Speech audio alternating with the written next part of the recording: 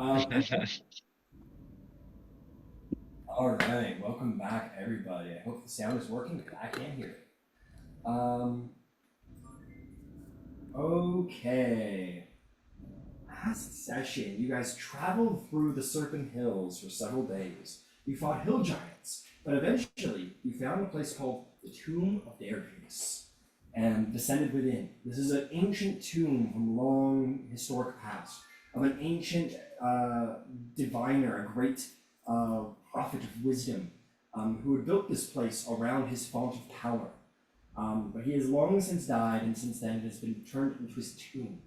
Now you delve within, tracing after Verum the White, a wearer of purple, one of the worm speakers of the Cult of the Dragon, who's in search of their white dragon mask.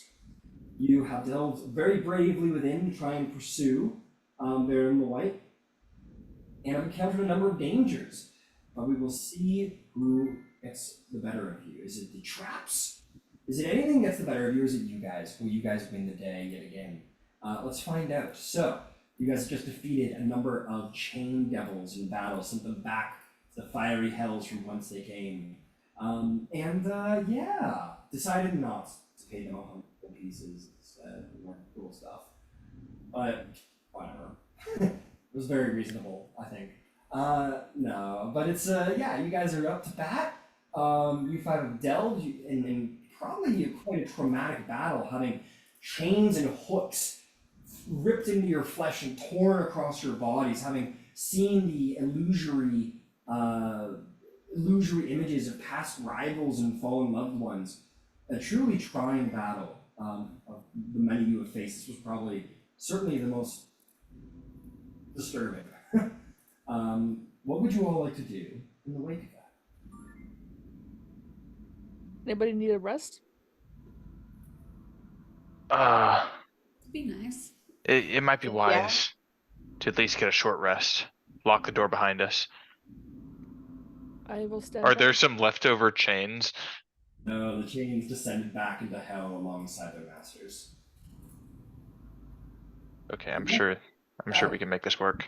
Yeah, you guys can grab a seat at the table that they were sitting at if you want, and have a little short. Close the rest. doors behind us. Close the doors behind you for sure, for sure. Get a little short rest in. So yeah, you re-equip your sword shroud, put it away, and close the doors behind you guys, and sit down. And hopefully, you'll go on this trip.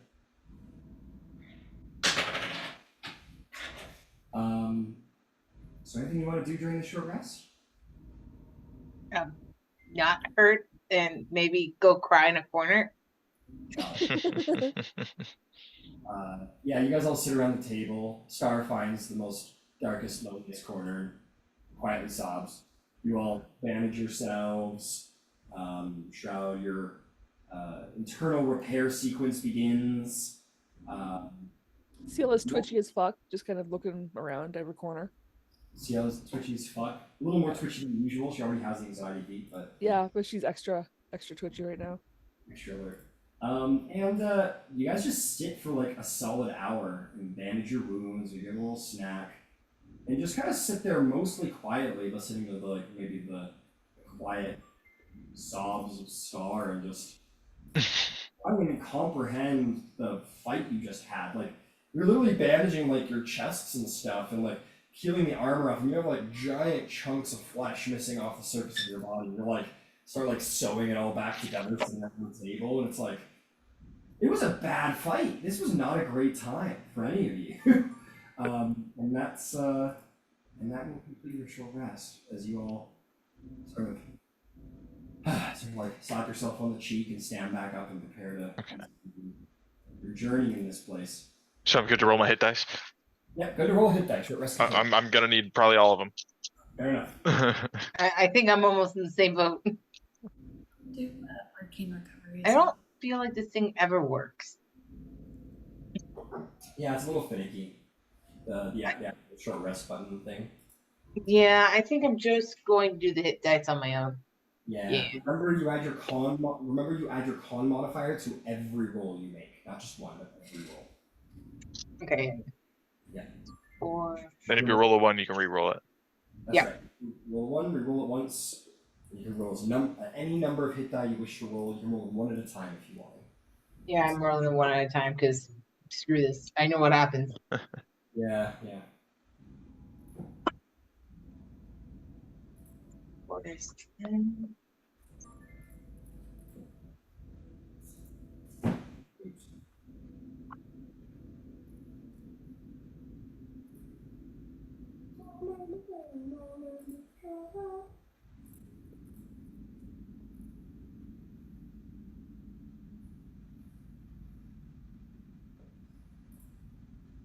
I'm just getting 6s. This is nice. Stars in the park, but ooh, a 6. Let me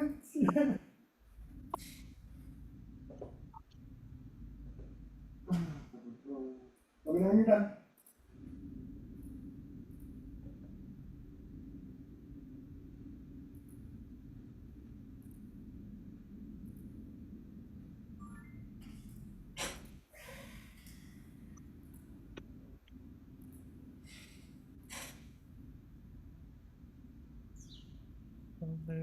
Keep your healing potions handy.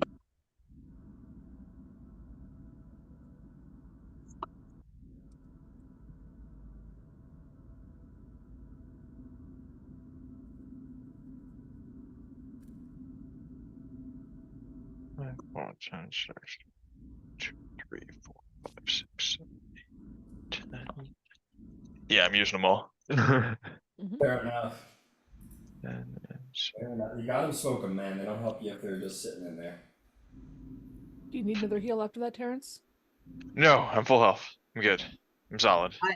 I have used 10 of my dice. So, yeah. You need more health? No, I have 5. I'm off by 6. I'm not gonna bother with another hit dice. Okay. Shroud? Okay. Air Bear?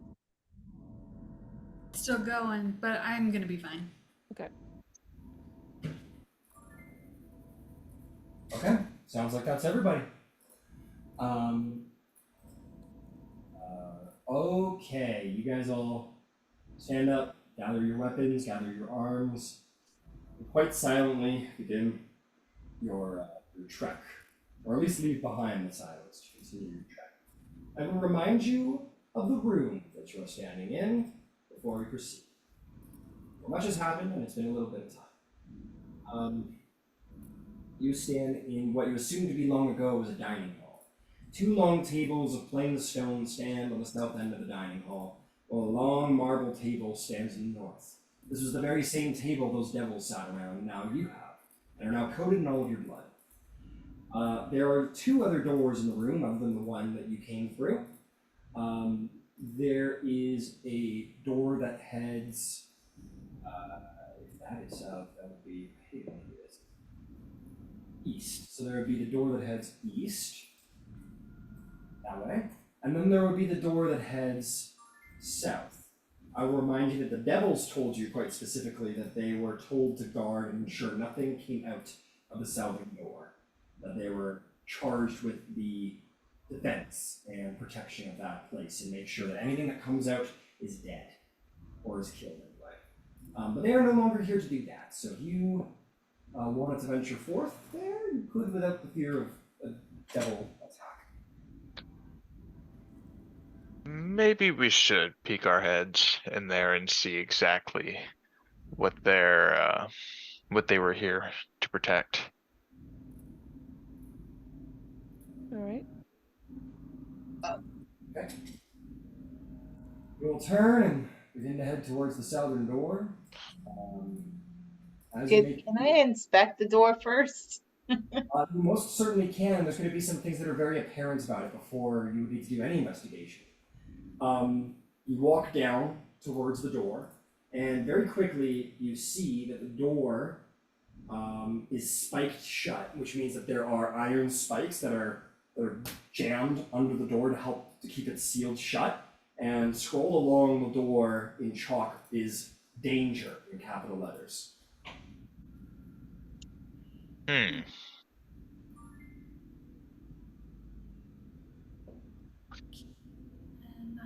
put another clairvoyance on the other side of that door? You sure can. Cast the spell. Let's go. Take a look. I'm gonna check something first.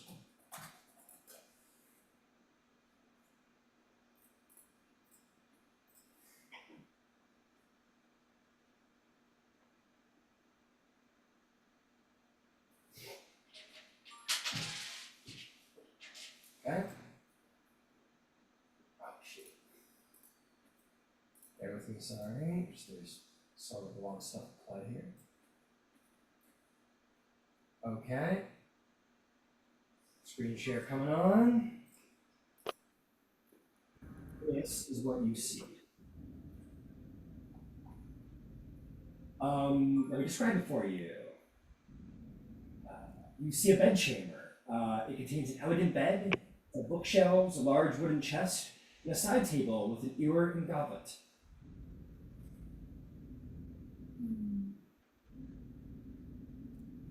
Doesn't look very dangerous to me. Can I swap to hearing?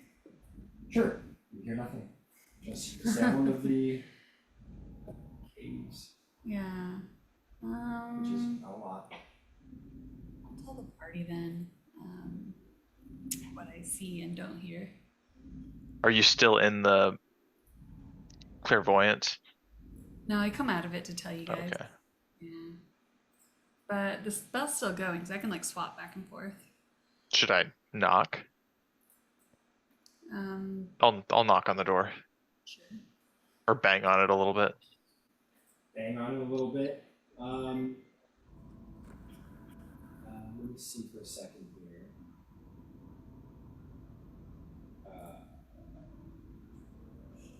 Bang on the door, nothing happens.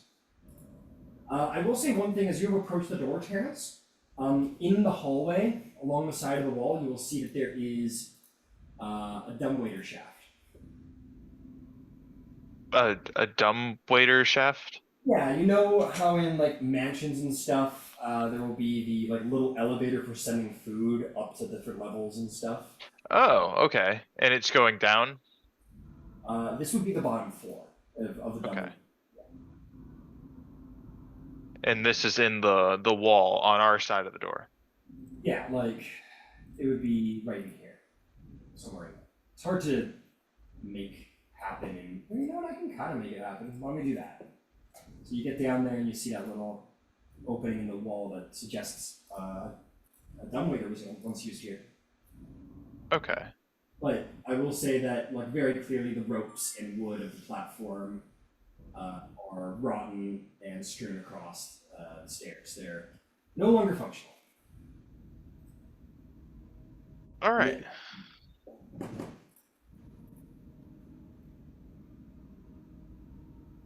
Well, how badly do we want to get in here? Really quick, while that's the question's out in the air, Star, making your investigation check. You said you wanted to look for tracks. But please proceed. Investigation. Thought it can't see the numbers. 7. It is dirty 20. 30-20. No traps, as far as you can tell. The door is being held shut by the iron spikes. It would be a simple matter of removing them and opening the doors. Okay.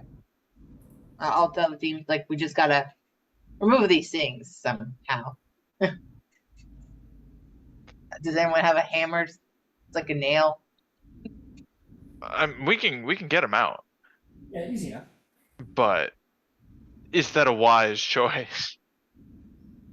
I don't know. It's just these scratches on the walls are not sitting well with me. Read.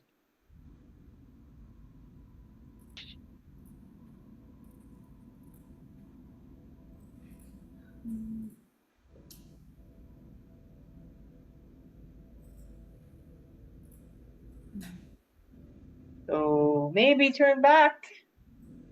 I mean, I'm asking you guys. Well, if you have a bad feeling about it, you know, and it doesn't seem to be anything in there, then let's, I guess, continue on, and maybe on our way back we can check it out. Yeah, I'm not saying we forget about it, but Yeah. Maybe we want to deal with the target at hand. Yep, it's a good idea. Okay, in that case, I'm going to recast locate creature. Okay. Coming from pretty much the exact same location as it was before. So to be clear, you are facing north by looking at the door as you are. You feel him to the. So you're pointed south, so that means he would be east. In fact, almost directly east at this point. By maybe a couple hundred, maybe like 200 feet, something like that. All right, I'll tell the party that. He's about 200 feet that way. Let's see how close we can get.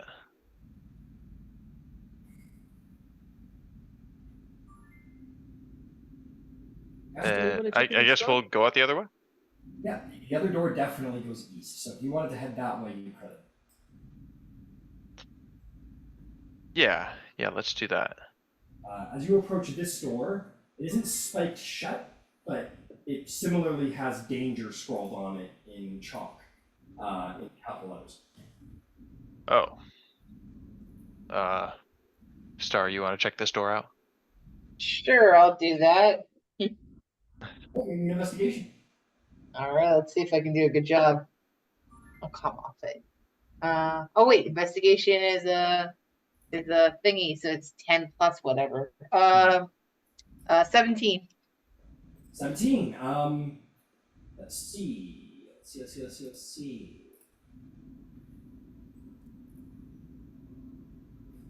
No traps as far as you can tell. Just danger, apparently. Well, it's safe. We can open the door, guys, if you want to go in. Ciela will draw her bow in case there's something right behind the door. In case there's danger in the room, perhaps. Okay. You guys do so. As you open the door, you guys sort of poof, sort of with your bows out and whatever, getting ready for whatever possible torments and dangers could be behind the walls. And as you fly through, you're gonna see some shit. So you guys. Bad shit or good shit? Yes. Yes, that's probably the right answer. I imagine Terrence and Shroud are at the front because you know, maybe Star about mid, and then you guys sort of area in the mid. Ciel back with the bow. Okay, you're going to see the following. A throne room on a massive dais resembling a floating cloud, concealed by a golden sun. Concealing a golden sun. Seated on the throne is a 12-foot tall, regal, and well-muscled humanoid male with a flowing white beard and a purple toga, much like in ancient Greece. He turns his head to you, and you hear coming from his mouth, in a magnificent voice, he says, "Ye who seek Daedalus' insight must first furnish tribute, that Daedalus might work his mighty magic. Lay such tribute at my feet, or depart!" Let me see what I got.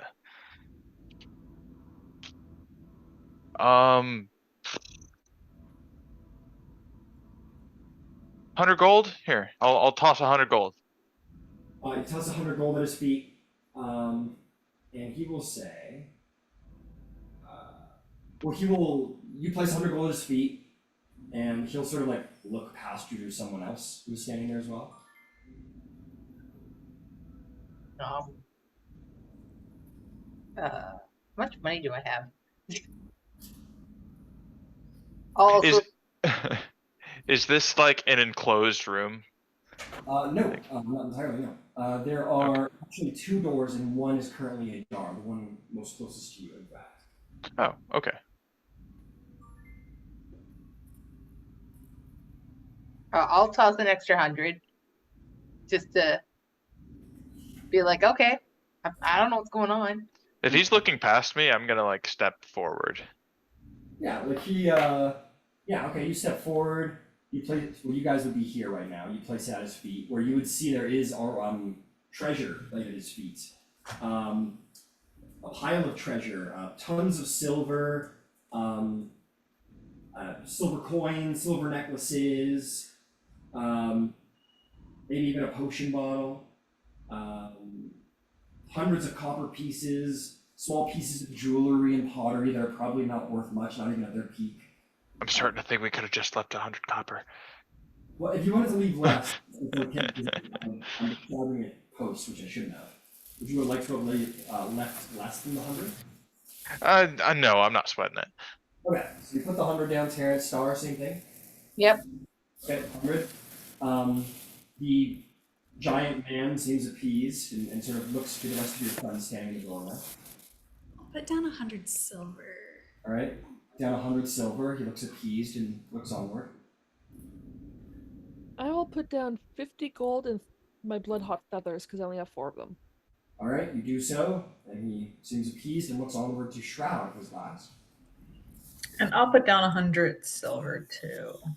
All right, you put down 100 silver, and he looks appeased and sort of sits back in his chair and almost gestures widely as if to say, "You may pass." Okay. Oh, was that just? I thought we got to like ask you questions or. He sits neutrally at this point.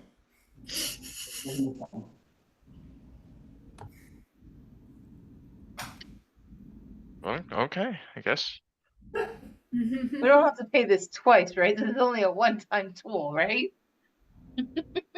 He sits quietly, neutrally, in fact, quite still on his throne.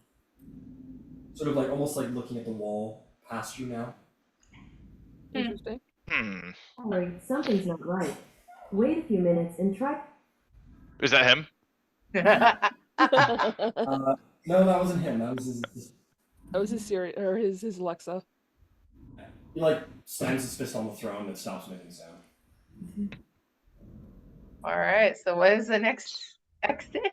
Can I like get up on the podium and wave my hand in front of his face? He doesn't seem to react.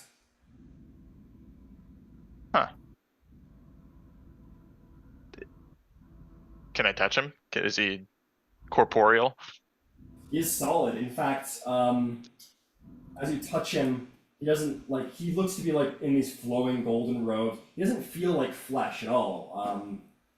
How do you feel? He feels more like stone. By all appearances, coloration and everything, he looks like a normal man. But as you touch his body, he feels like not solid stone, but maybe clay. But like a really solid, well-shaped clay.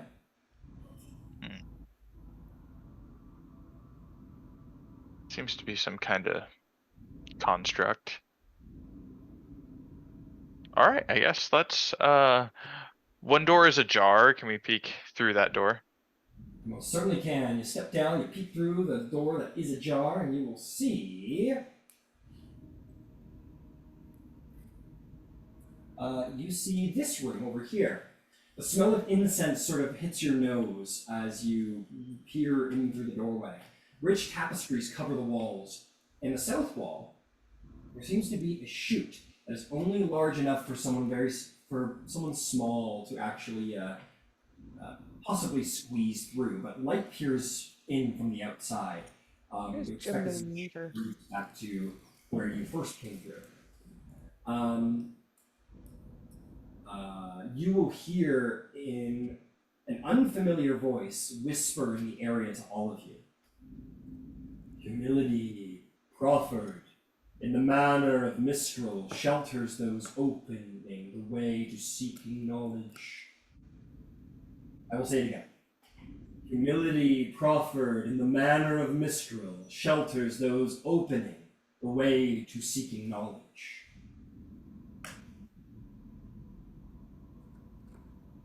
They almost do a religion check to see who Mistral is, they can. Yeah, sure. We all have to roll a wisdom check? Nope. Only those who wish to roll a religion check can to see who Mistral is. 11. 11. Okay. You don't know. 16. You know, my clerical man, well educated and such. You do know who Mistral is. You're reminded of a holy gesture among those who adhere to the fallen goddess of magic, Mistral. It involves turning the head downward and raising the hands as if holding a lamp. It is sort of a gesture amongst the holy folk of Mistral. As for Mistral herself, she was the original goddess of magic. Today, you would all know Mistra is worshipped, but during a cataclysmic event during the time of the Netherils, a great wizard named Cassis tried to steal her divinity, and technically succeeded, but the power overwhelmed him and killed him, and magic was scattered and destroyed, and so was the goddess, but she managed to reincarnate herself into Mistra, and she saved the world before it was destroyed. So, Mistral is Mistra's former incantation. So, I would suggest that this place is very old. This place predates Cassis's Folly, as the events were called. Predates the Netherese Empire. Okay. And all this happens when we look through this corridor. Yeah, you look through this corridor and you hear those words, humility proffered in the manner of Mistral shelters those opening the way to seeking knowledge, and then you remember who Mistral is. And this gesture that her devotees would often do, which is essentially like this. I suppose I'll step into the room and I'll do the. It would be more like this. You lower your head, you raise your hand like you were holding a lamp. Yeah. I mean, can I keep my shield in my hand? It might look a little funny. Absolutely. You do that, and the doors that are in front of you that are like mostly ajar, they like pretty firmly swing open. You get this. You get the sense you guys came in the wrong way. You've adventured the wrong way, and Oh. these doors directly in front of you, but I see. Okay. So we should take the other door. So you guys can turn around and make your way through the set of closed doors if you want, or you can continue in. You see that there's a hallway that leads further into the tomb. Yeah, but that's not going the direction that we're trying to go. Fair enough. So you're gonna step to the side and go in this door. Yeah, I'll have Star investigate our any closed doors. Yes, I will investigate every closed door. Star just makes like a little note. Closed doors, investigate all. Roll me an investigation check, Star. All right, let's see. Oh no, I keep clicking the wrong thing on my computer. 17 again. I'm gonna love this and thing.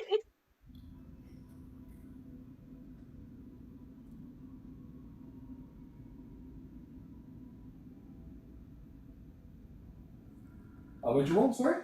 Oh, 17. Got it, 17. 17.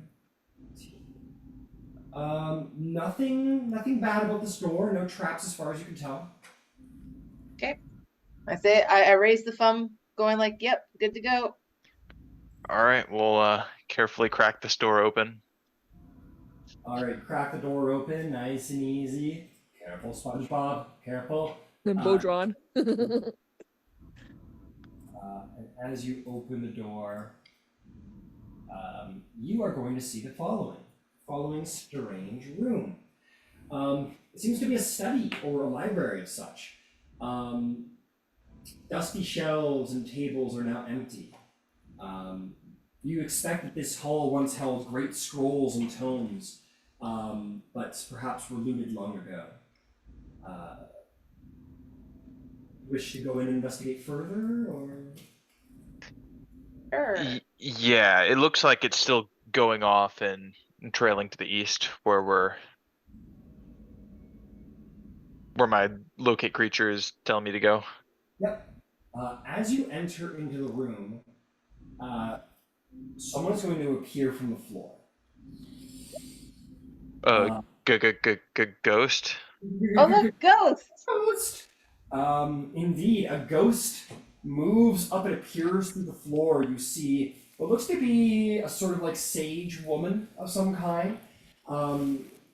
She appears.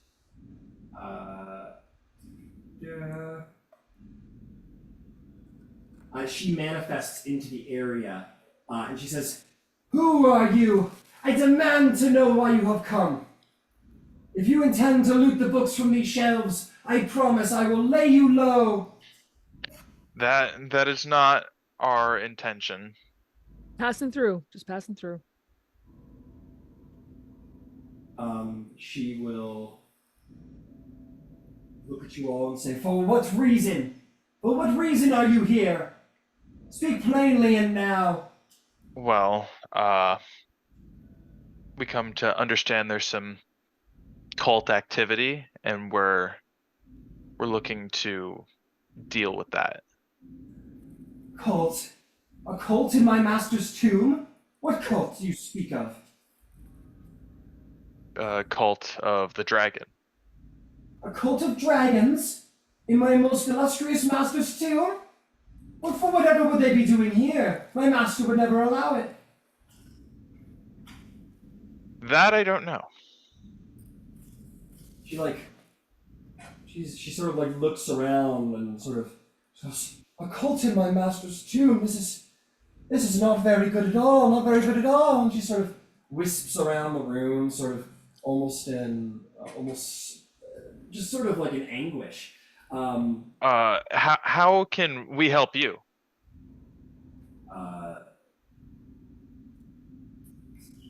Good question.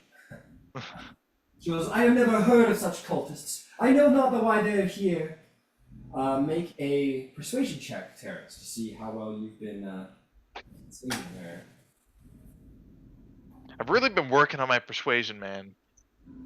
Trying to be better. Dice don't really agree with me. 8. She doesn't really listen to you, just kind of like,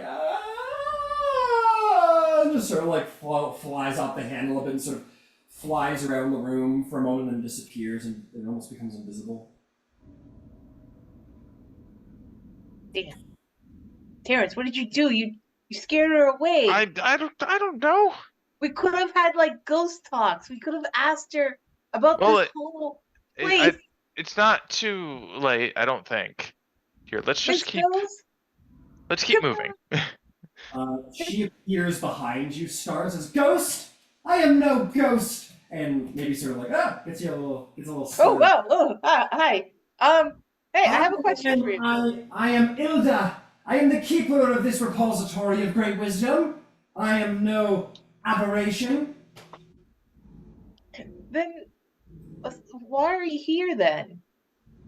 Did I not just say my purpose, you strange cat creature? I am charged to protect my master's great stores of knowledge. As she gestures to the empty shelves.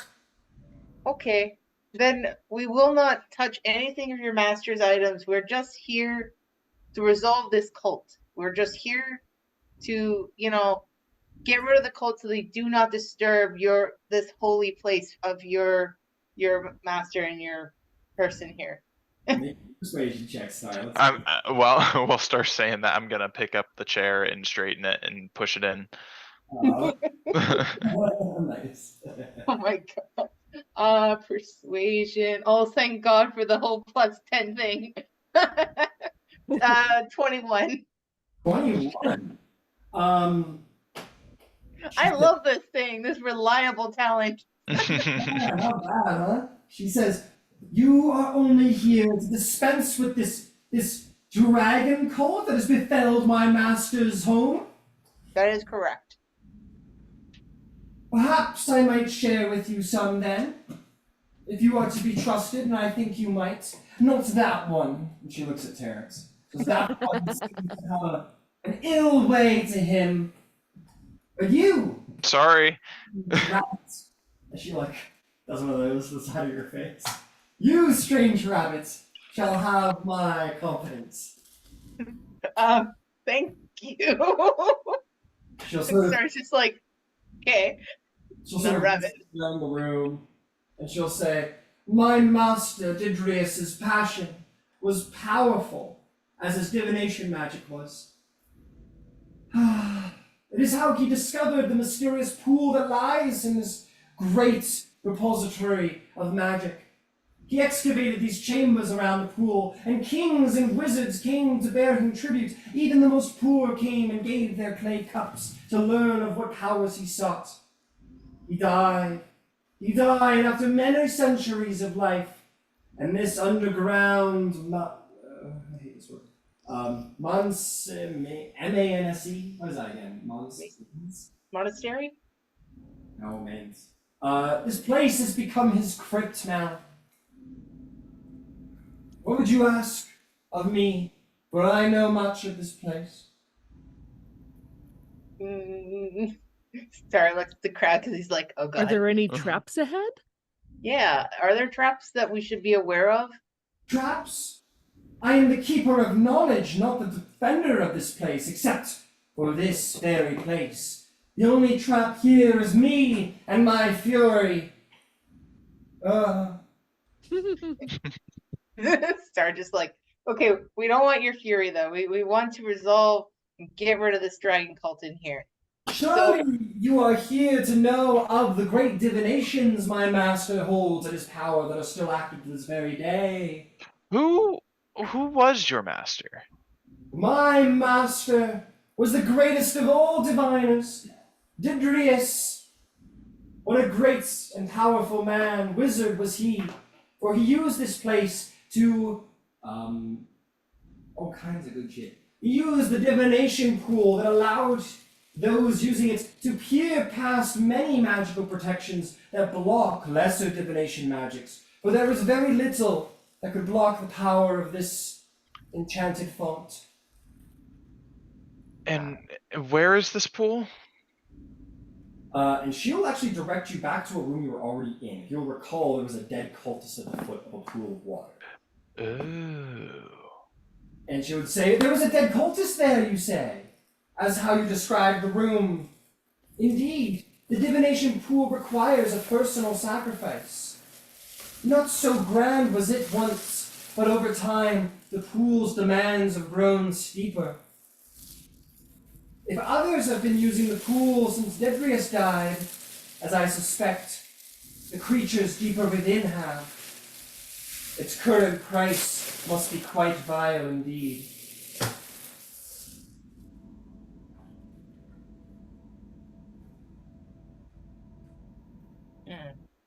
Oh, that's good to know. I would give you a warning, for if you intend to use this pool, fair rabbit, the pool's revelations will drive you insane unless the questions are asked specifically. The questions asked are specific and dealt only with the physical world. If you were to try and ask it something about the metaphysical concerns, gazing into the pool without first offering such a sacrifice would be exceedingly dangerous. Ask only about the physical world, not the ambiguities of the metaphysics, and make sure to give proper offering to the pool's demands, or be driven insane.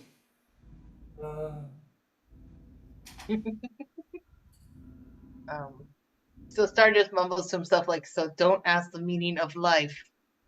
No, don't do that. You would surely be driven mad. Feel I like we'll told you all I go know. for a trip. What was that? Oh, I'm not. I have something in my throat. Strange rock person? Not a rock person. How do you explain those rocks coming out of your head? They're crystals. That's a rock. Kind of. Well, the rest of me isn't rock. Well, it's still very odd. You should have a doctor look at that. Yeah, that is normal for my people. I mean, you're one to talk. What do you mean? You're I not. don't really like you, man in metal. Humans have always made me wary. Now goodbye, fair rabbit. It was good speaking to you.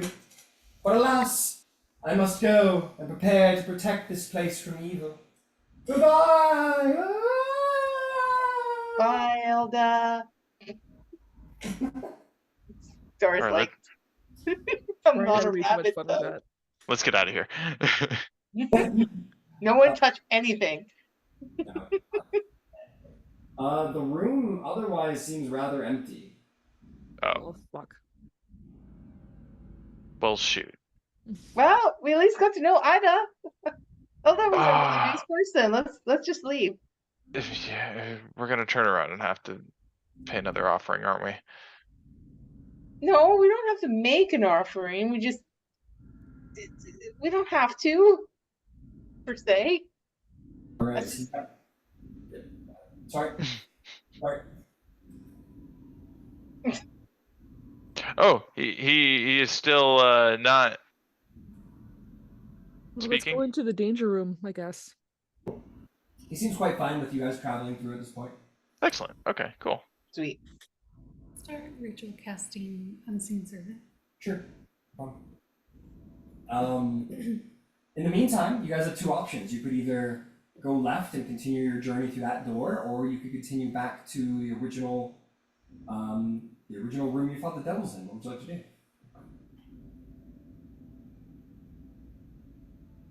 Oh, she's casting something. Never mind.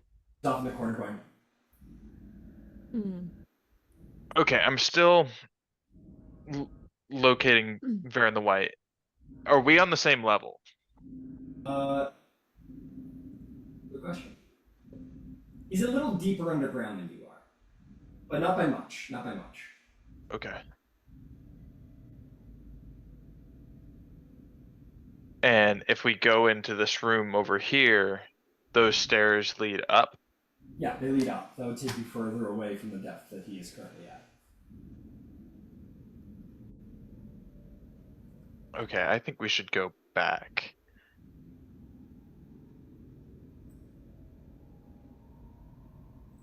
What if that room with where you did the thing? What With if this the is pool? simply no this room I was standing right next to. Let's see what whether the door that's there, if the ground goes down or up, because if it goes down we might be able to backtrack that way. Want to go through the danger room with the spikes? Spikes. No, I think the Oh, hallway right there. The with hallway right green. here with the mistral. Okay, gotcha. You want to head? Yeah. Let's check it out. So you go into this room, and you go down here and you see a hallway. You want to go It up the goes hallway? up, okay.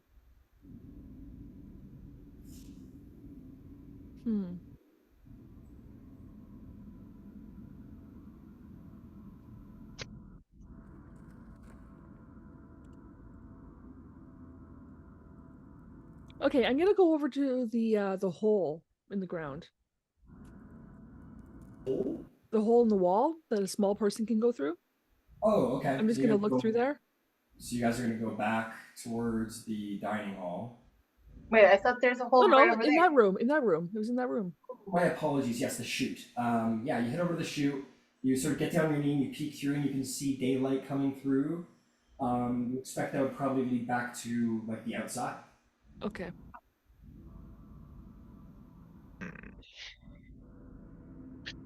Say, while we're traveling through here, can I keep an eye out for any rats? Rats. You sure can. Okay.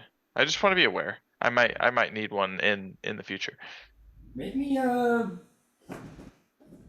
perception check, I guess.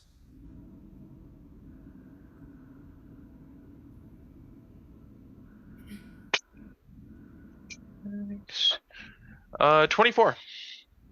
A 24.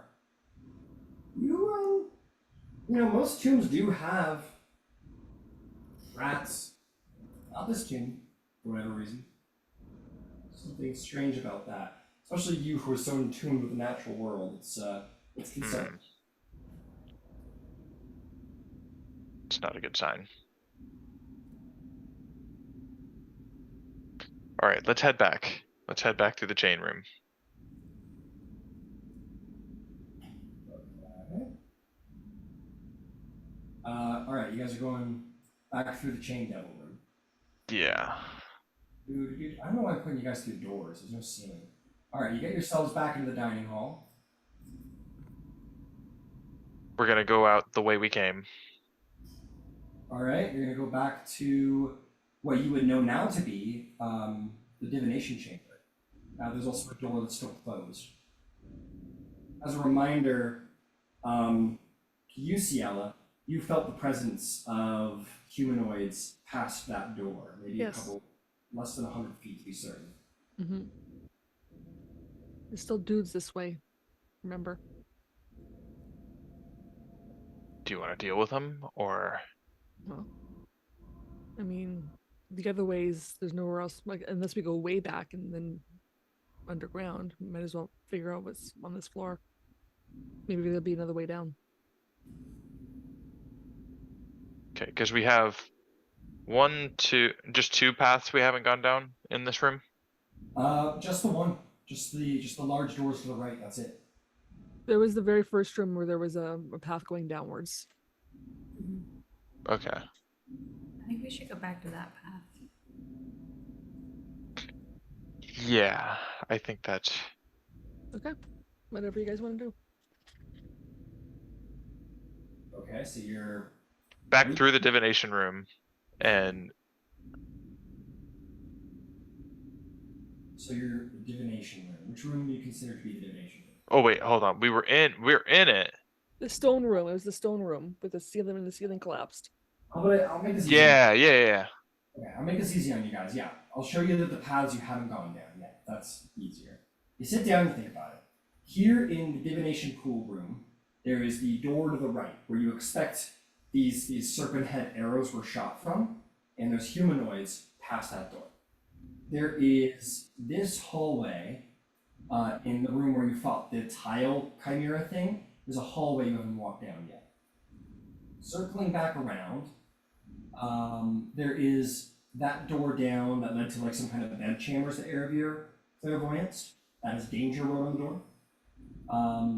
You also, as a last thing, you have two places. There's this chute that leads outside, if you care to go outside, or this hallway back to the tapestry room. Those are the only places you have not explored yet. There was a path that led down. Yeah, the room that leads down to the bed chamber room. Of The danger room. The danger room, yeah. And after seeing the other danger, I'm suddenly less apprehensive on that danger room. I thought there was another like stairwell that went down Nope, that's back the one. towards the beginning.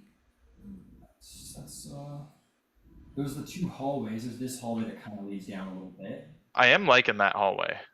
But this door is the one that has the most steep decline that you have found. There's only 4 ways you haven't been yet.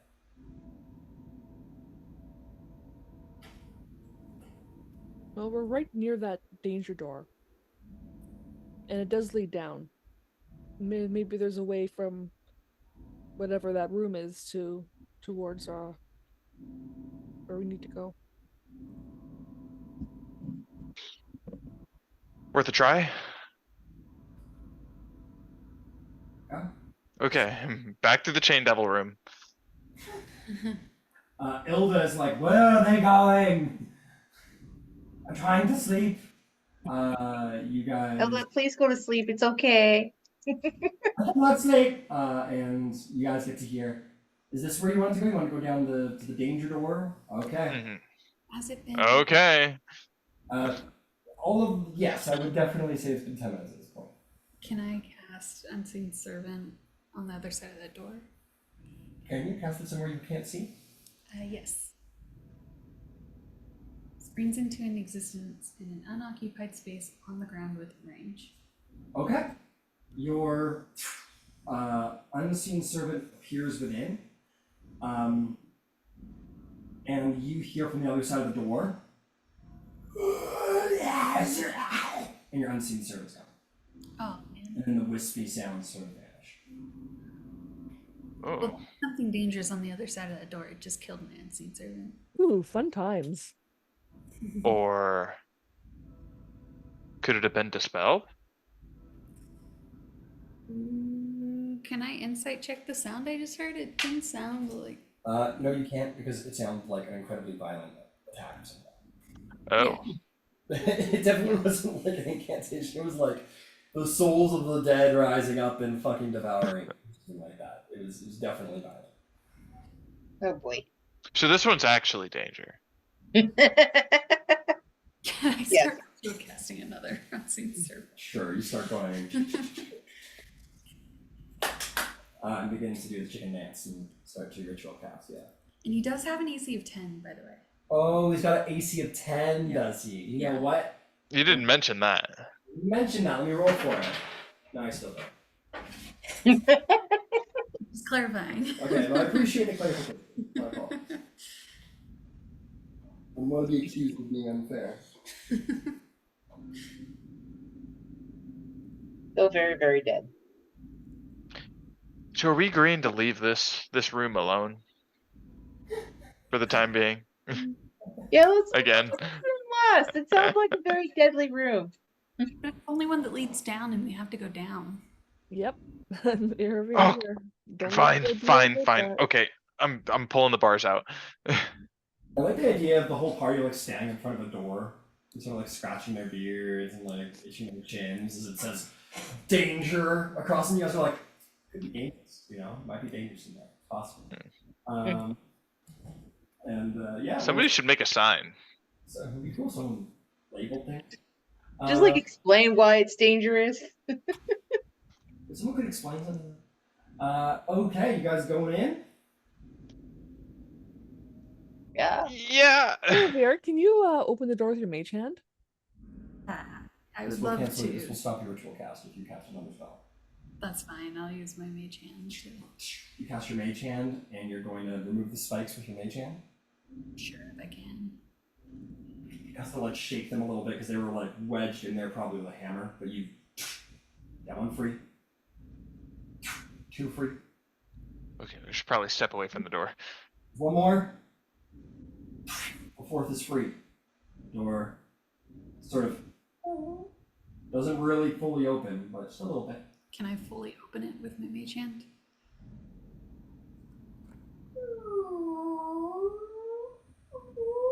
The door opens.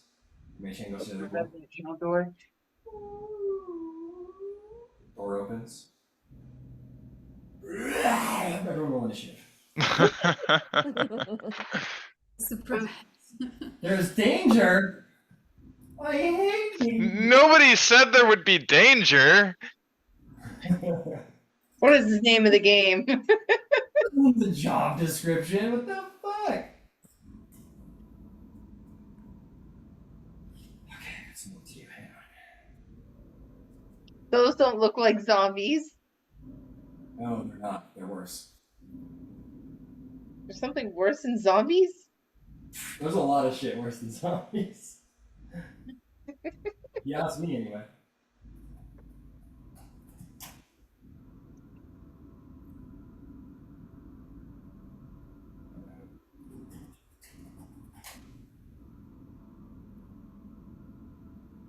Okay, I gotta roll some initiatives real quick. Should only take me a moment.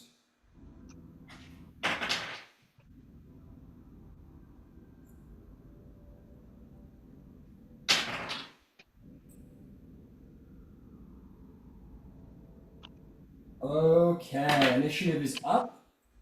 Anybody roll above a 20? 27. How about 20 to 15? 17. 16. What'd you get, Terrence? 17. You're not Terrence. I got a 4. I got a 4.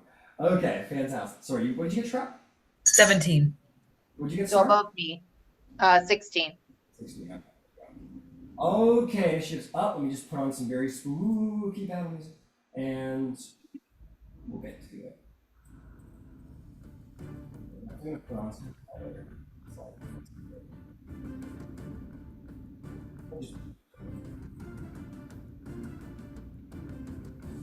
Okay. Initiative is up. Battle begins. Big surprise. Cielo's up to bat. What do you do as these spirits of the dead attack Okay.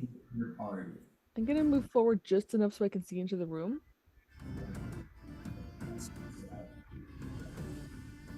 And I'm going to cast maybe actually wait until you finish your doing your thing.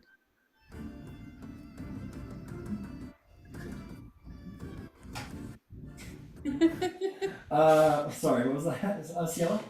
I was going to cast a Hail of Thorns All right, thorns. and take a shot at the one behind the white one. I can shoot the white one, you can shoot the other one. All right, go for it. Okay. Advantage. Pardon me? You have advantage. No advantage? Oh, well, I know. You have advantage. Oh, I have advantage. Okay. Yeah, because you're a ranger and these guys haven't active initiative yet, right? That is a 27 to hit. I think so. Okay. So that is What do you a hit? 10 Yes. damage with the bow, What are you doing? 2 damage with the whatchamacallit? Acid. Okay, Stella, which one are you hitting? The one behind the white guy. This guy right here. Yeah, Okay. that guy. And so that's 12 damage. And the sort of the thorns gives 18 damage.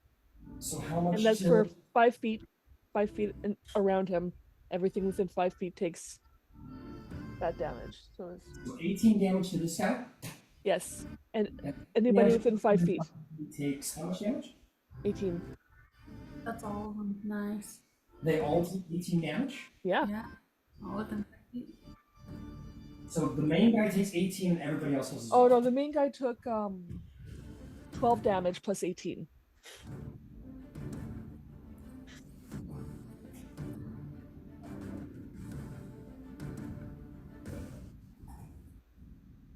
Just give me a second. They're dead, right? I mean, they're dead because they're ghosts, but they're dead, right? Oh, you upcast it, is what you get. Yeah, you upcasted it? Yeah. Okay, cool. Let me know just so I'm with you in the future. Yeah, I said I put the Hail of Thorns on my arrow. Yeah. I just wanted to know what level you cast it at, just because it sounded like a bit much for a first level spell. So that No, was- it's the no. I used the 4th level.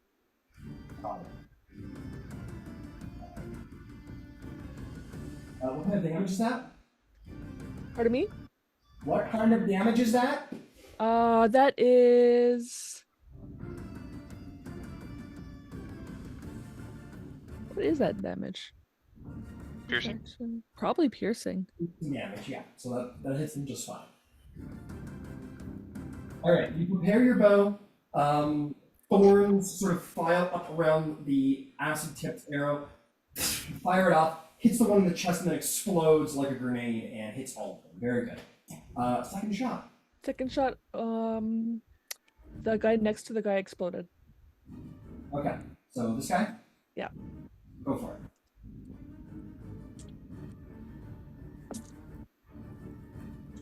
$23. Oh yeah, overdrive. 13 plus 6, 19. 19 will hit. 19. And now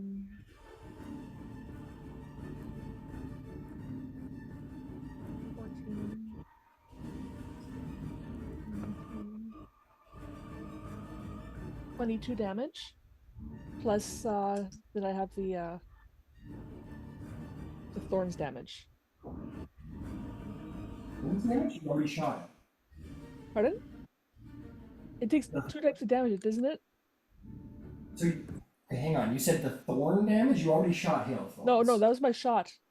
For my second, because I get 2 shots, don't I? Yeah. So that was your attack roll. Yeah. Okay, yeah, that hits. That was like, what'd you say? Don't I do thorn damage on top of that? What was your attack In a roll? minute? My attack roll was 21. 21. Okay. Did you roll your damage? Oh no, the attack roll was 19. The damage was 21. Okay. 21 damage. Sweet. You don't get the hail of thorns on top of that. Okay, It's that's a fine. huge combo. That is Well done. okay. Alrighty. Okay, well done. Is there anything else? Nope. No. Okay, that brings us to shadow horrors. All right, what will we do to you guys? Let's find out.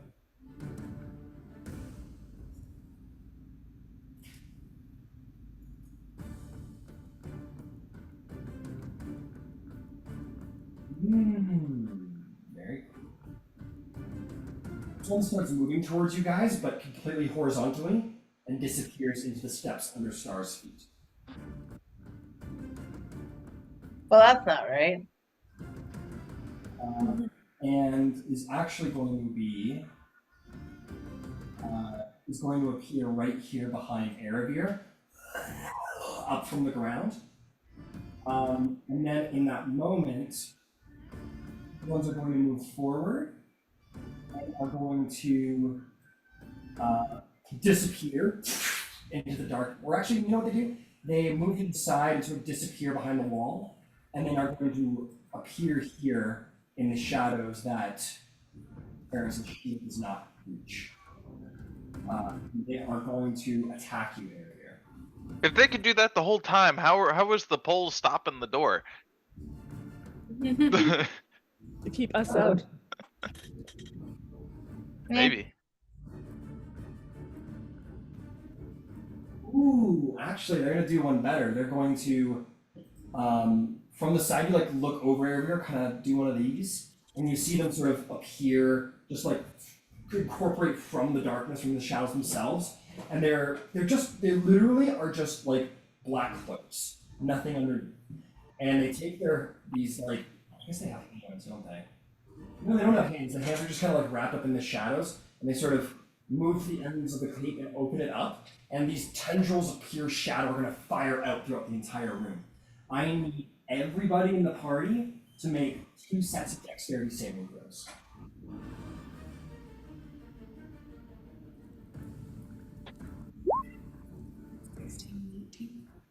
Okay, 16 and 19 are both saves. You are going to take 14 and I have a question. 14 and 19 points of damage. Let's start. So you said 2 dex saving throws, right? But does the reliable talent work on that too? Because I see 2 dots beside my intelligence and dex. It will not. This is a saving throw, not an ability check. But Got I it. believe you have a feature called evasion. That's Yeah. too many advantages, but it will help you with the damage no matter what. Yeah, I think that's called uncanny dodge. No, uncanny dodge is to have damage. It's another thing. I mean, action. Do I actually have evasion? I don't think I have evasion. Yeah. Nope. Don't have evasion. Yeah, you So do. yeah, but it's not there. It's I don't see. a little rogue feature. I'll go find it for you. I'm not crazy. Cat claws, action and combat. Cunning. Seventh level feature evasion. You can nimbly dodge out of the way of certain areas of effects. You make a dexterity saving throw to have damage. You instead take no damage if you succeed, or half damage if you fail. Where is this under? Features and traits. It should be Oh, under it's in. game knowledge. Okay, well, I'll definitely do evasion. For sure. All right, you make dex saves. All right, I rolled a 3 and 11, and Dex is +9.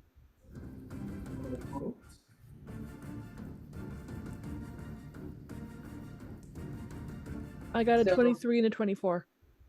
23 and 24, you will save on both. You're going to take 14 and 19 necrotic damage. Trying to think here. What about you, Terrence? I got a 6 and an 18. Ooh. It's an 18. The 18 will succeed. 6 was a failure, so you'll take 28 necrotic damage, and then because you succeed on the second, you're going to take 19 necrotic damage. What do you shout? Oh, 18 and 21. Those will both succeed. You'll take 14 and 19 necrotic damage.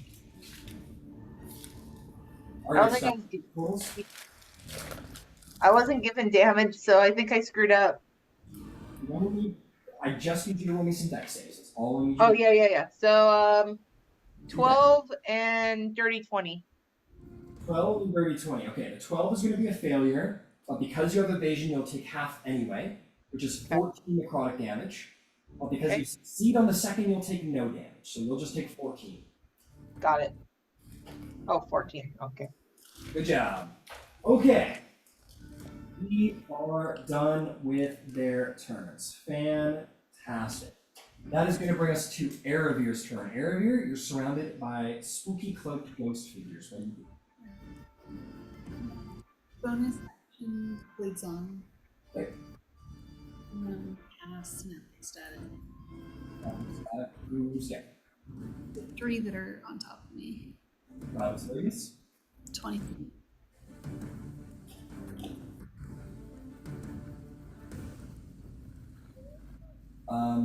Does it say you need to cast it at a point you can see within range? It doesn't matter, you'll be able to get it. Okay, what do you need to do? Intelligence saves? Yep.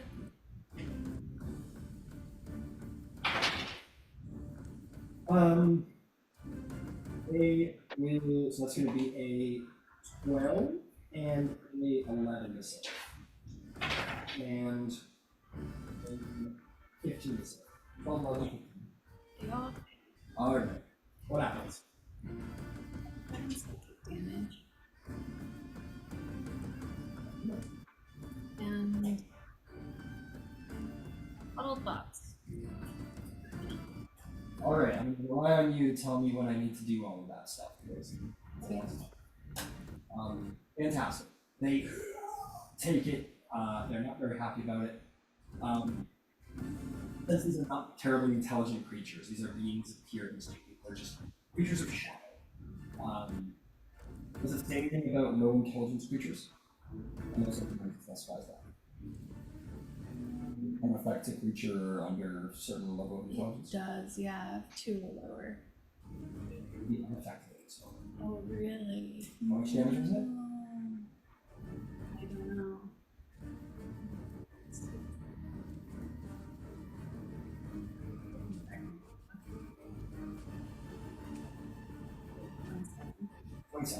Oh my god. Doesn't seem to affect them in any sort of way. They lack the intelligence to be harmed.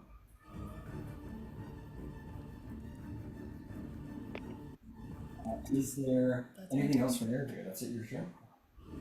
Alright, Shroud. Time to fight ghosts. What do you do? Let's see here. It's very dark. Where am I standing right now? You are standing in the middle of the group because Yeah. Eric is opening the door and Char was checking for traps, so you're kind of right in the middle there. Okay, and there's three behind us, yeah? Yeah, there's 3 right behind you fighting Aravir. Can I turn around and walk towards the one that's like in the middle there, if possible? 5, 10, 15, you can do 20 to right here. Can I be positioned, like if I would have had to have like shoved past Aravir's space in that corner to have like basically stand like in the middle of the 3 of them? Yeah. You can use one of your actions to like grapple and pull, or one of your attacks, excuse me. You can use one of your attacks to like grapple on the Aravir and like pull her into your space and swap with her if you want. That's fine. Alright, use one of your attacks. So I'm going to say that you have a shield equipped and that's it in this moment. You grab Aravir. Aravir, do you allow the grapple? Alright, Aravir is dragged from her space, so no opportunity attacks. And you throw her sort of behind you and you throw yourself into the space. That'll cost 1 action and 5 feet. Or 1 attack. One attack. And then you draw, presumably. Let's see here. So I'm gonna use I'm gonna attack once with the Dragon Gleam. Okay. Who's So that? let's do that first, and I'm gonna go after that middle guy if I can. Absolutely. Go ahead. Okay, so that is gonna be 26 to hit. You bet. And that's gonna be, let's see here. Okay, we got 6, and 6 is 12 points of piercing damage. Okay. You shove the pickaxe right into its chest, and it takes it. You don't actually hit anything, but you feel the pick stop, as if the very shadows were solid, but there's no flesh to actually be done, though you know you did that. Got it. Okay. I think, yeah, I have a bonus action. I was gonna use it to use the dancing longsword, but I've changed my mind. Okay. And I'm just gonna use that to reach, which I should have done before, but I just changed my mind. So yeah, I'm gonna use that to reach then. Go into a rage. All of these spirits begin to sort of disincorporate themselves from your armor. Fantastic. What did you do? I think that's it because I used one of my attacks to move Erebir, attack the other one, and my bonus action to rage. So I think that's it. All right. Star. Nothing makes me rage like attacking before I can range. Right. I was thinking about it and I was like, no, I want to use the longsword. And then I was like, no, I just like for mitigating damage wise. And then I was like, shit. Okay. Got it. Oh, Star, it's your turn. As a reminder, your assassin instincts tell you that you are way better at killing people who haven't gone on an initiative yet, which would be these fellows down the stairs. So you would have advantage of any of them for the round. All right, let's go stabby stabby. All right, you charge in. You want to land in front of this ghost? Yep. In the middle of all of them. I think I'll just land in front of them so I'm not surrounded. You land right in front of the first one. It's not ready for your swiftness. You are an assassin. You may take advantage on this first round. All right, let's see what we can get. Well, those are good rolls. Sorry, No, I said good rolls. I'll probably attack with the Dagger of Venom just to make it easier. 26. 26 hits. Go ahead and roll damage. All right, nice. 1d4. There is no sneak attack. 3 plus 6. It will be 9 damage. 9 damage. Okay. You get sneak attack because you attacked. Oh, right. Oh, because it's first initial, right? All right, sneak attack. Let's add that on top. All right. Think it is 6 dice. I'm here. All of you. Oh, God. Now the counting begins. Hang on. Let me get a calculator.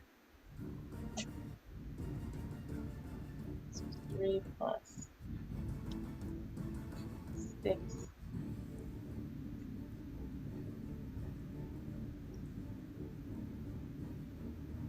Stopper. 27 damage all together. 27 damage altogether. Very good. Yeah, you fly forth. The thing looks rather uninterested in you until your magic dagger plants itself right in its chest and is unexpectedly very harmed, and it takes you as much more severe threat than you thought you were. Yeah. I'll probably yell out, going like, Ida, I hope these are not your friends. I'm in the library. Can you? You suck. But I miss you anyway. Okay, so then I'll try to attack with my other white dragon tooth to see if I can just get a little bit more damage in there. 13? 14 on the offhand, you swing at it, and it just moves through. Actually, we'll say that like you hit it in the chest, but your dagger bounces off as if you hit a solid plate metal. Oh, darn. Okay, there's not much else I can do. I'm just going to hold my ground. All right, fair enough. That'll bring us to Terrence Marigold Jr. There be ghosts and undead. What do you do? There be ghosts. The first thing I need to do is I took damage last turn. I need to roll concentration checks. Okay. For I still have locate creature going. See, I took 28 and 19. I don't know how the damage works and how that changes the DC for it. So your 28 DC is 14. Your other one is 10. Okay. I got Warcaster, so I can roll with advantage. And that is 16 for the first one. That's save. And 15 for the second. Save. Your locate creature remains. Awesome possum. Now, I'm not thrilled about taking that necrotic damage. And these be ghosts. So I'm going to channel divinity, turn undead. Hey, there it is. So what CR does your turn become destroy? At this level, anything that's CR2 or lower. Got it. And what is the radius of turn undead? The what? The radius of turn undead. It is 30 feet, and it's after they fail their save. They're destroyed. Understood. Okay. So we've got a big old radius that's going to catch all of them, and they must roll wisdom saves, yes? Yep, wisdom 18. 18.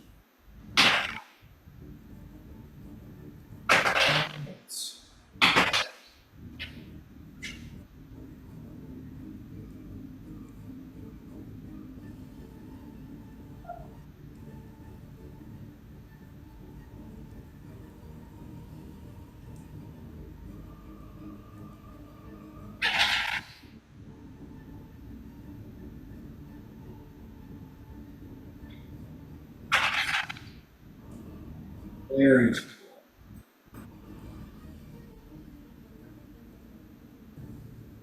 In this moment, it blasts off from you. The very essence of Chantia, the power of your god pours from you, as if she were here herself. And the undead that are assaulting the shroud now, they will screech and reel in fear. The ones at the bottom of the stairs seem much more resilient, except for the one in the back that also screeches in terror. Do they leave now with their reaction? Let's see here. 30 feet wisdom save. Creature fails the saving throw. It's turned for 1 minute or until it takes any damage. A turned creature must spend its turns trying to move as far away from you as it can, and it can't willingly move to a space within 30 feet of you. Got it. So it also can't take reactions. For its action, it can only use the dash action or try to escape, an effect that prevents it from moving. If there's nowhere to move, the creature can use the dodge action. Absolutely. So they all shriek in terror, and all of you who are in the radius as well, you feel in a complete stark opposite, a gentle presence in your mind that warns you of these effects, basically saying, like, if you harm them, they will regain their courage, essentially is what the presence tells you all. So you all are very much aware of the effects of turn undead in this moment. Okay, is there anything else from Terrence? Let's see here. That is my action. I think I'm gonna hold my. I might step up and stand side by side with Star. All right. So that they're not the only one taking a beating down there. Fair enough. The light of your shield.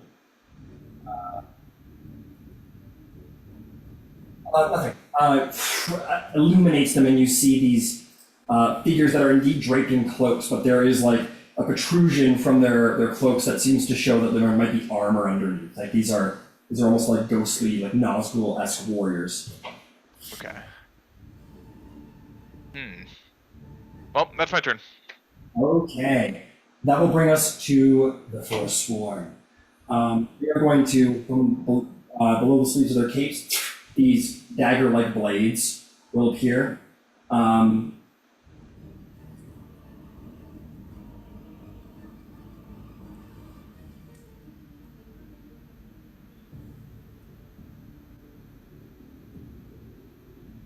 okay. No, that's kind of shady. So anyway, let's start with the first one that's turned.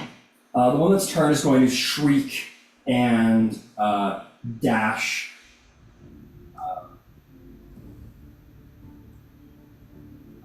And it's just going to like retreat and sort of dash and fly through the wall and disappear. These two remaining will step forward and are going to. This one is going to. It's going to sort of wave its hand in a delicate, fast motion, making verbal gestures, and then that'll be his whole action. This one over here, however, is going to get some more nasty stuff. This one is going to attack.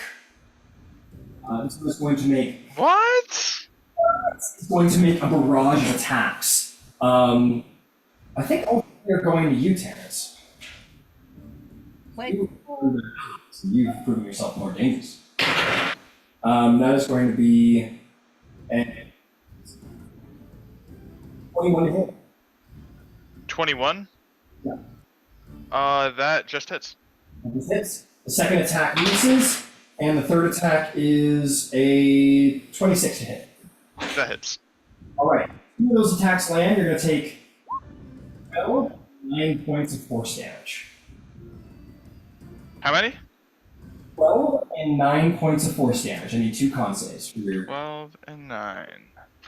Then 2 con saves. 17. And 17 again. Very much a save. Good job.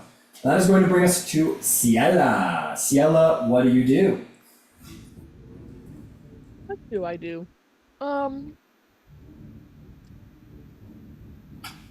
right. So the 3 guys near us are turned for now. I want to put a I'm gonna damage them.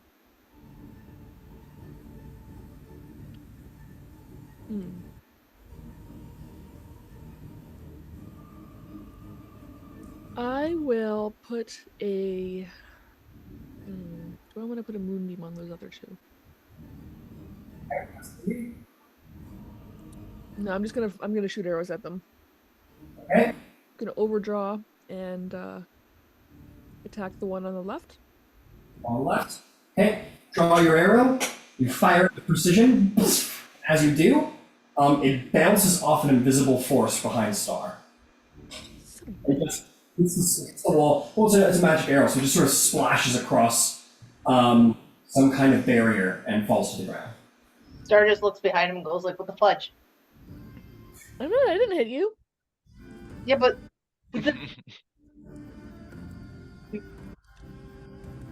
All right.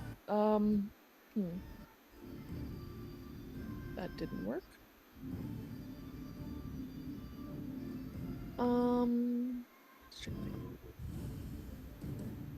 Then I'll try a shot at the other one with overdraw. All right. Pull back your arrow. You shoot with precision just over Terrence's shoulder. Bounces off an invisible barrier.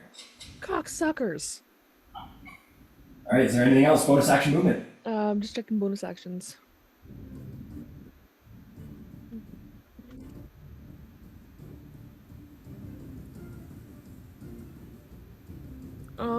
For movement, I'm gonna move 5 feet towards Terrence. Okay, you do so. Okay. Anything else? Nope. All right. That brings us to the shadow horrors that basically go, "Ah!" and they just go in a flailing run away. They are all going to make some checks.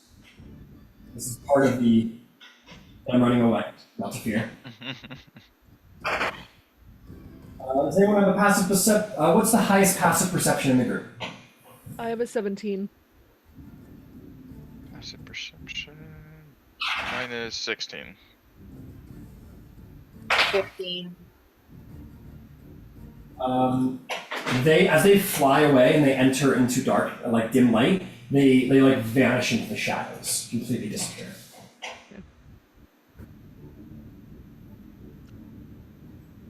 They just sort of like disappear, run into the dim light, sort of screaming and reeling as they go, and then just sort of vanish into the shadow. That's it. Here, what do you do? Go. Get close enough.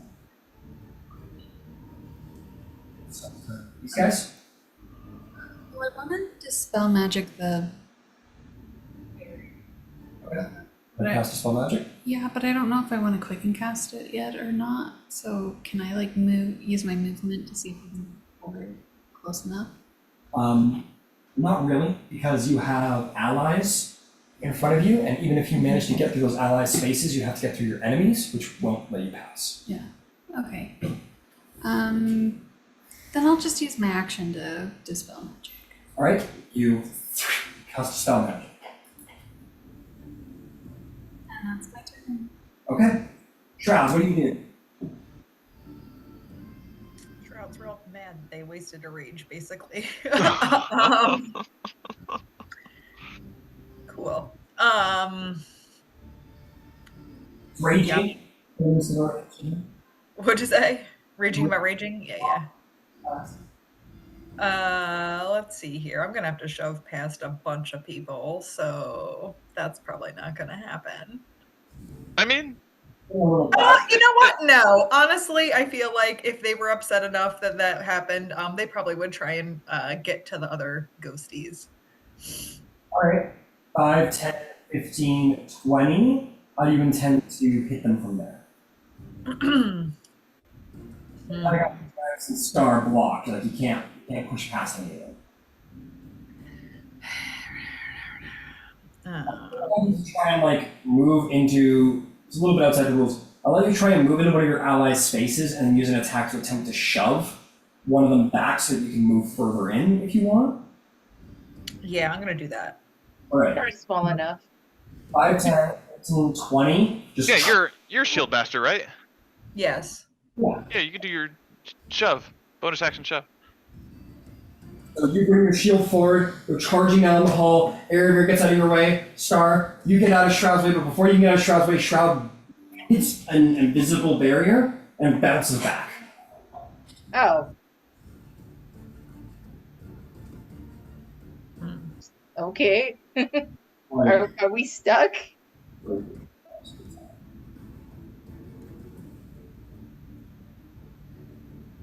Okay. So the invisible barrier's behind me and Star. As far as you can tell, you just saw Shroud run into nothing and bounce off of it like a solid wall. Okay. I think it's the one that's not talking. The one, or the one that is talking that didn't attack. Yeah, that's I'm guessing that's my ghosty. Hi, ghosty. Can you stop doing that? So for all I know, I just can't move past that. Try other stuff, but running at it didn't work. Can I use my bonus action to call on the dancing longsword then? Okay. You toss the dancing longsword into the room. And can I try and have it move towards, the one that's in front of Star, because it can move up to 30 feet. Okay. You get your sword. Alright, your sword unsheaths itself in the space beside you and points the blade and begins to tear off, and then it bounces off an invisible barrier in front of you. Oh no. Star's like frightened. He's just like seeing all these things aimed towards him and nothing happens. Shroud crashing against like the air. Yeah, I can see them really trying to get through there and just like not understanding. Does not. I can't. You have a full action left. I know, but I mean, just like I don't know what's causing that. I guess I'll hold an attack then. All right. Because clearly I can't get, or can't get through there. So. All right. So Shroud just sort of pull back with Dragon Gleam and just like await an opportune moment, but seems to be stalled by the air. Star, it is your turn. You're seeing Shroud thrashing against the air behind you, and you have some bad guys in front of you. What do you do?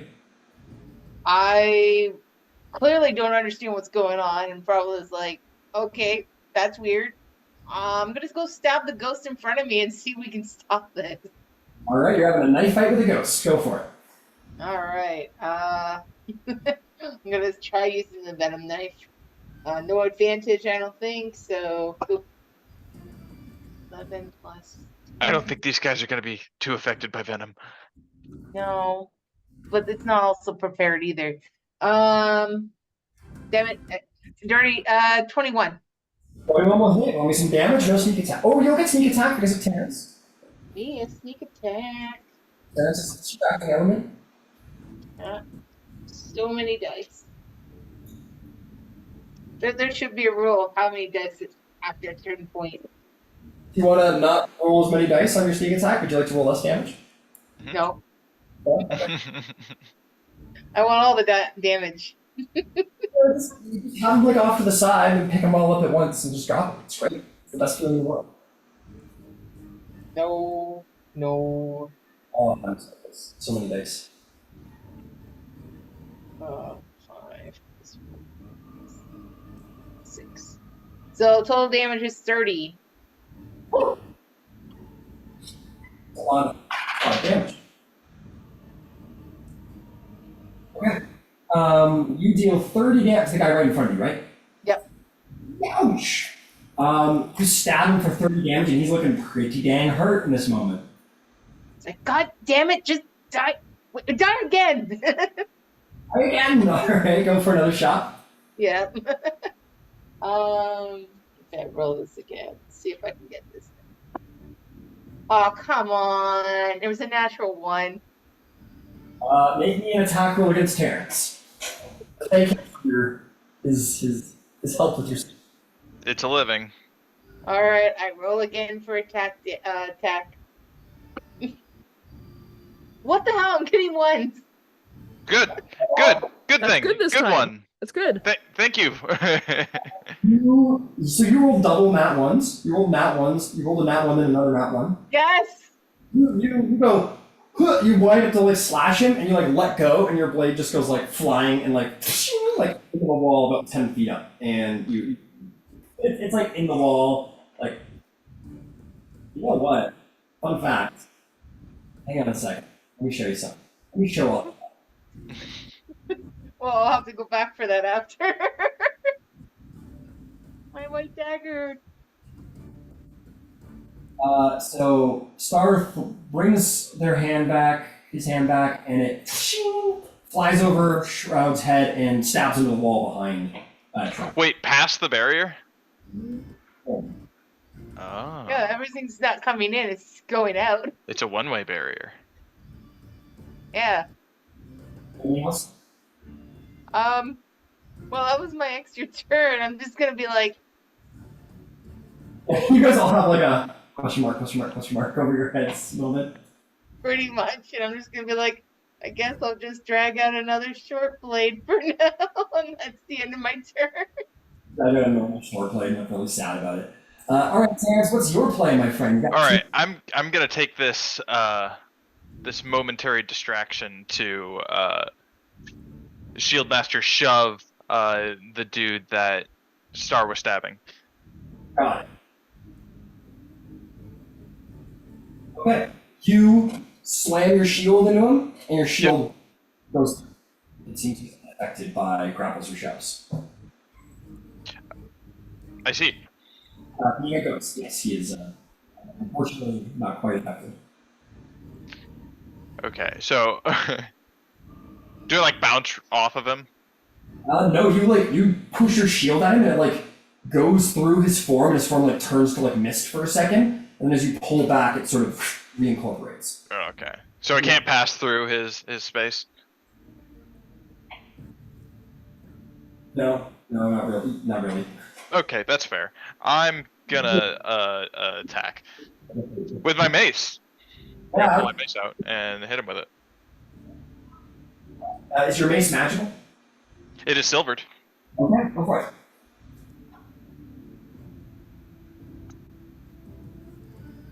That'll be 19. You're hitting stars? Yes. That'll hit. Go ahead and roll damage. All right, that'll be.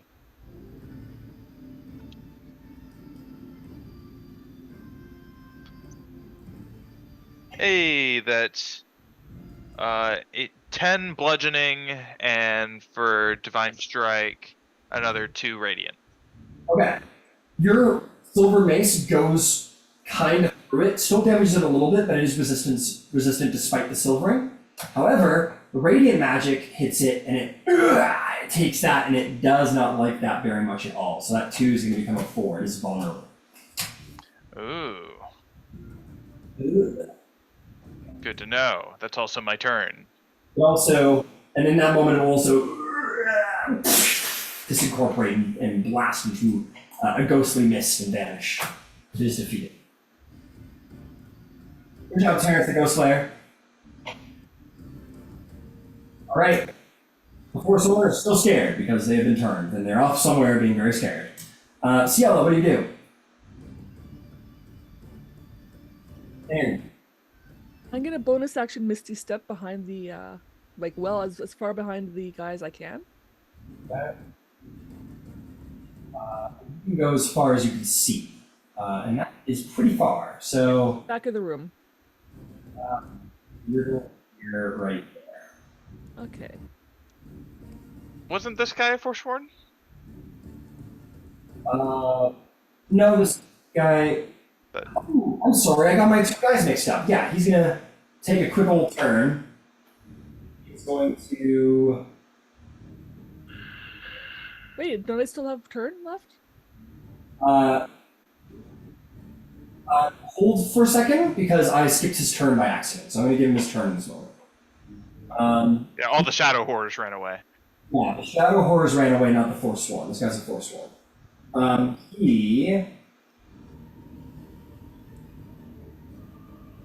He's gonna spin his fingers around and say, no, he's. Ciela, you disappear, reappear, and. Moonbeam. You can only make 1 spell a turn. Okay, I'm gonna fire an arrow at him. Alright, go for it. Overdraw. Draw. That is a 22 to hit. 22 will hit. Roll me some damage.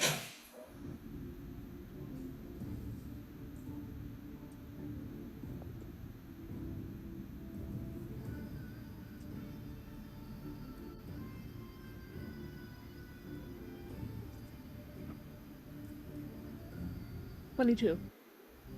22 damage. Very good. In the back for 22 damage. Go ahead, do your thing. Second attack. Right, same thing.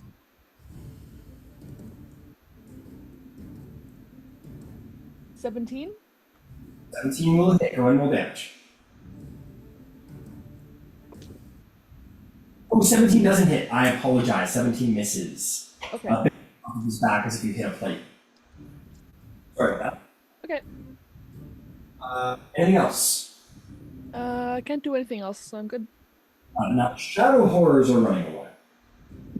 Alright. Arrow here is up to it is up to you now. What do you do?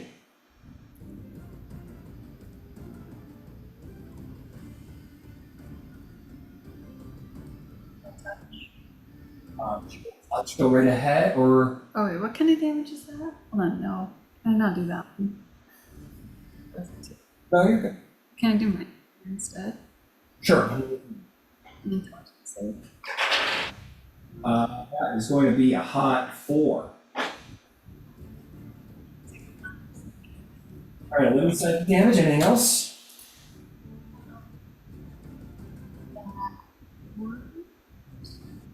Yeah, we're just fine.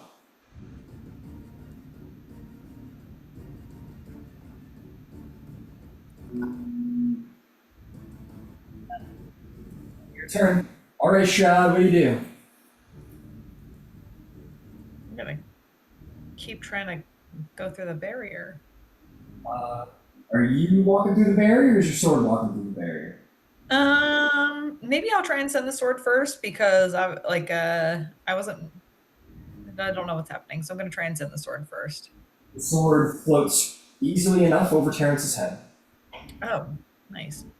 There's a ghosty in front of him, right? Yes. All right, so I'm gonna try and attack with the sword first. Sword swings and shing, hits a new barrier. Oh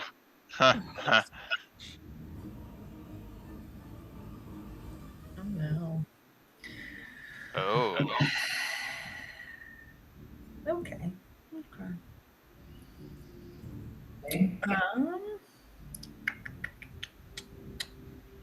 Okay. There is literally nothing I can do. So I'm just gonna hold my action again, and that will be my turn. All right, you hold your wait till your turn. Star. What do you do? I guess I'm going to stab this ghost to make him go away. All right, take your sword. You go to stab him in the chest. Bounces off an invisible barrier in front of you. Wait, what? Mhm. But we're all stuck. Oh man, isn't that a shame? Bonus action movement. I'm gonna try to move through it if it's not gonna let me. You bonk your head off of an invisible wall. I just sit down on the ground, going like, oh, "Come on, let me in!" Starts poking at the invisible wall. Goes prone. Just goes. Sits down, crisscross. Yep, pretty much. All right, that'll bring us to Mr. Marigold. Yes, of course. I'm gonna shout over to Ciela. Can you still hear me across the barrier? Yes? Can I? Yeah. Okay. You're just Yeah? Okay. I know what to do. I'm going to raise up my shield and channel divinity, turn undead again. oh, that's neat. Okay, very well. That is going to be 18 save. 18 to save. All right. It washes over him and he seems unfazed. Shit. Well, that was my try. I did my best. Turns around, looks at you there, Ciela, looking all unbarriered, and is going to go up to you.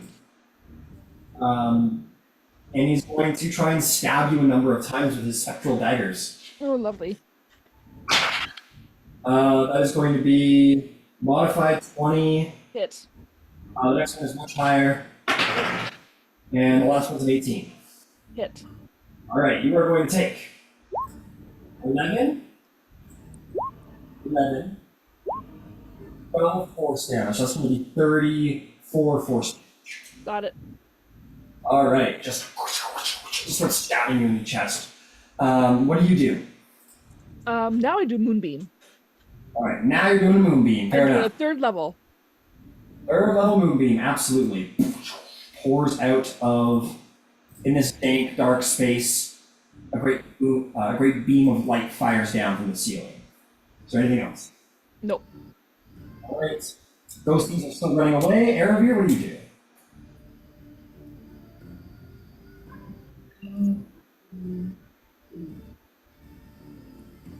Slivered again. Okay. All right. That is a resounding failure.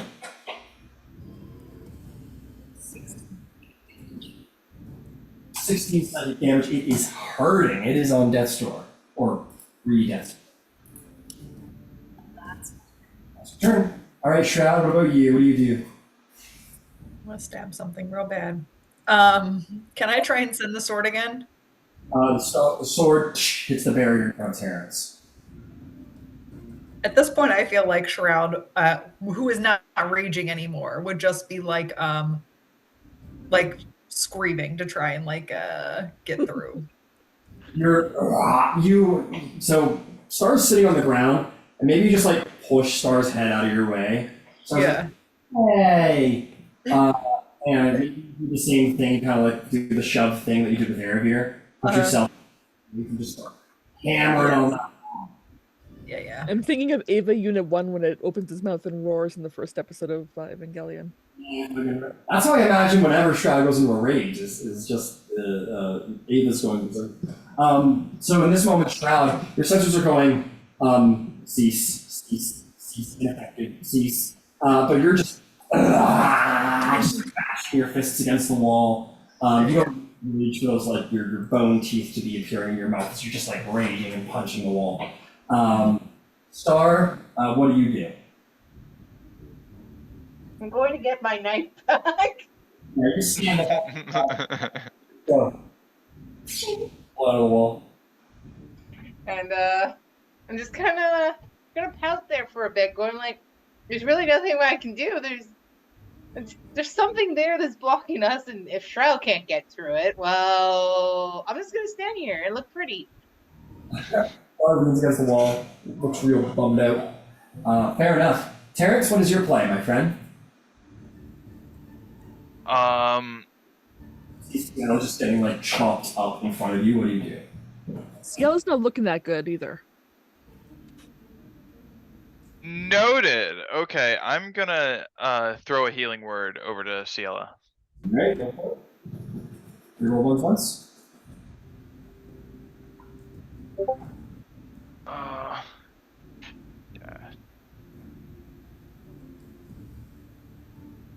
You'll get 9 healing. Perfect. Thank you. Anything else, Terrence? Full action. All right, con save 15. No action. Oh, no action. You just chill. Yep. I got. Only thing I could do is cast other spells at this point. I'll hold my action. Hold your action.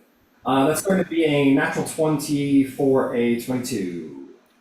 Actually, it's a -4 because my. Okay. This was a wisdom save. Con. 24 becomes 21 instead. Is that safe? What is it? 21. Yeah, that saves. But it still takes half damage. Yeah, half damage. But it's vulnerable, so full damage. Full damage. That's exactly right. Oh. Don't like the radiant. Don't like the divine. 23 radiant damage. 23 radiant damage. As it's stabbing into you, you put your hand to the sky and call down the power of the Moon Maiden, and blasts into this creature, and it bursts into a shadowy darkness and vanishes. And with that, at least for the next half a minute, the combat is resolved. I don't like that. Yeah, we should be quick, cause the ones that I turned earlier, that only lasts a minute. Let's go. All right, you guys want to just tear this room in half and get out of there? Yeah. Yeah. Run through, the barrier's gone. You guys start tearing through the places, all working together. Why don't we get a group investigation check to see how fast you enter this room and gather stuff? 12. Natural 20. 17. 8. 8. 18. Very nice. Okay, so there's going to be a couple of things you find in this room as you're tearing it apart. Bookshelves contain magical treaties and notes on divination that have withstood the ravages of time. They detail the spell-casting practices of the ancient Nethero. Together, if sold as a set, they will go for 750 gold pieces. Or one might perhaps study them and learn something. There is a crumbling book titled Pronunciation? Transubstantiality across potentialities, stuck between the bed and the wall. very weird, very old book. The silver ewer and 4 goblets next to the bed. Ewer seems to be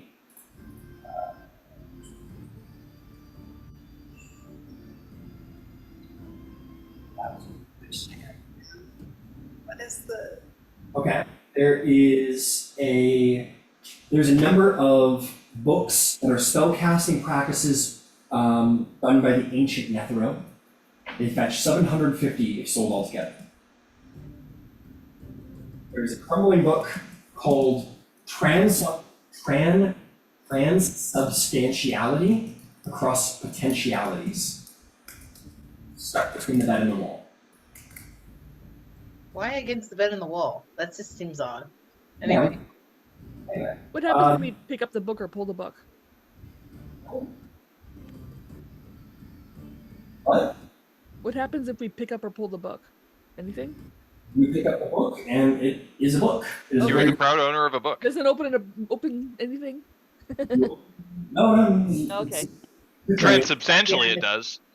Yeah, Clearly, it's just hidden. yeah, it's just a hidden book that you find, but you pull it out, and it's a very old book that hasn't quite stood the test of time that the other ones have. There is the silver ewer and 4 goblets.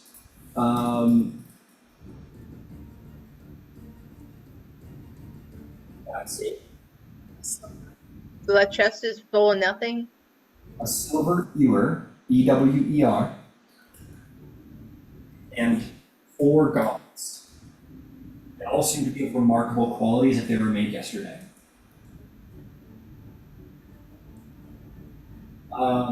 There's also a number of other things in here. If you throw open the chest, which you do, it's airtight, it seems, as sort of like air pours out of it and into it as you open it, it was airtight.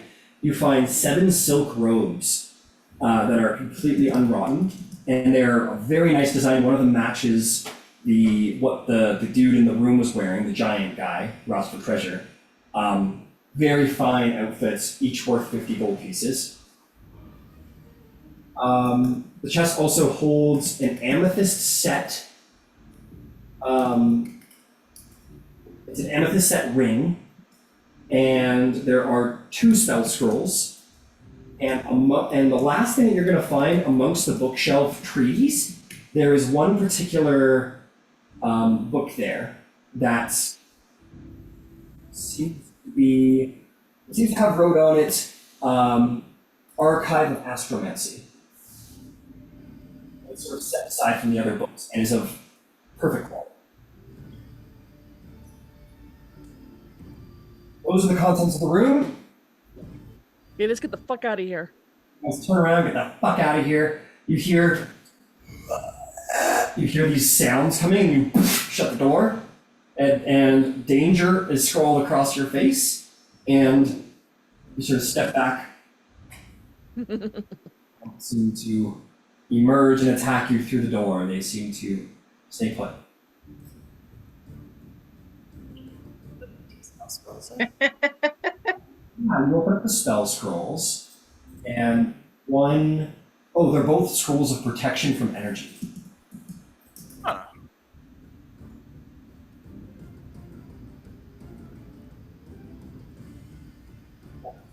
Okay, but that room was another dead end. Yep, red herring.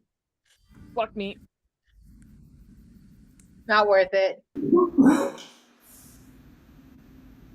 Okay, let's keep pushing forward.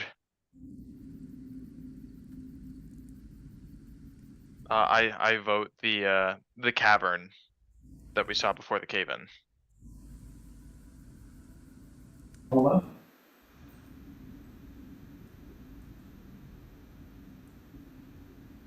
Go back to the cave-in room where the mosaic lays on the floor underneath all of that rubble that Erebir cleared, and you see the hallway that lays beyond. All right, this goes east. That's where we need to go. So far, Baron hasn't moved. What hasn't moved? Varen, my locate creature. Oh, Right. No, it has not moved. Okay. And if this is the direction. You said east, right? That is right. Roughly. Yeah. Okay. Okay. Let's push forward. Okay, you push forward. As you push forward, you'll notice a beautiful mosaic sun under your feet. And as you step on it, and let's see, something's going to happen to you guys. Very cool. From the center of the room that you were just in, with all of the rubble, a mechanical plate. Oh, sorry, hang on, wait for it.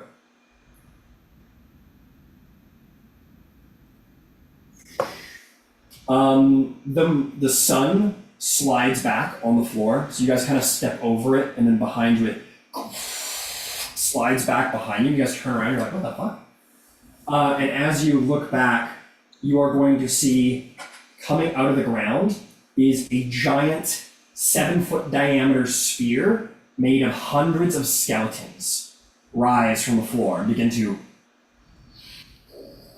roll towards you all in the hallway. Do you run? Well, I'm not gonna sit here and wait for it. Okay.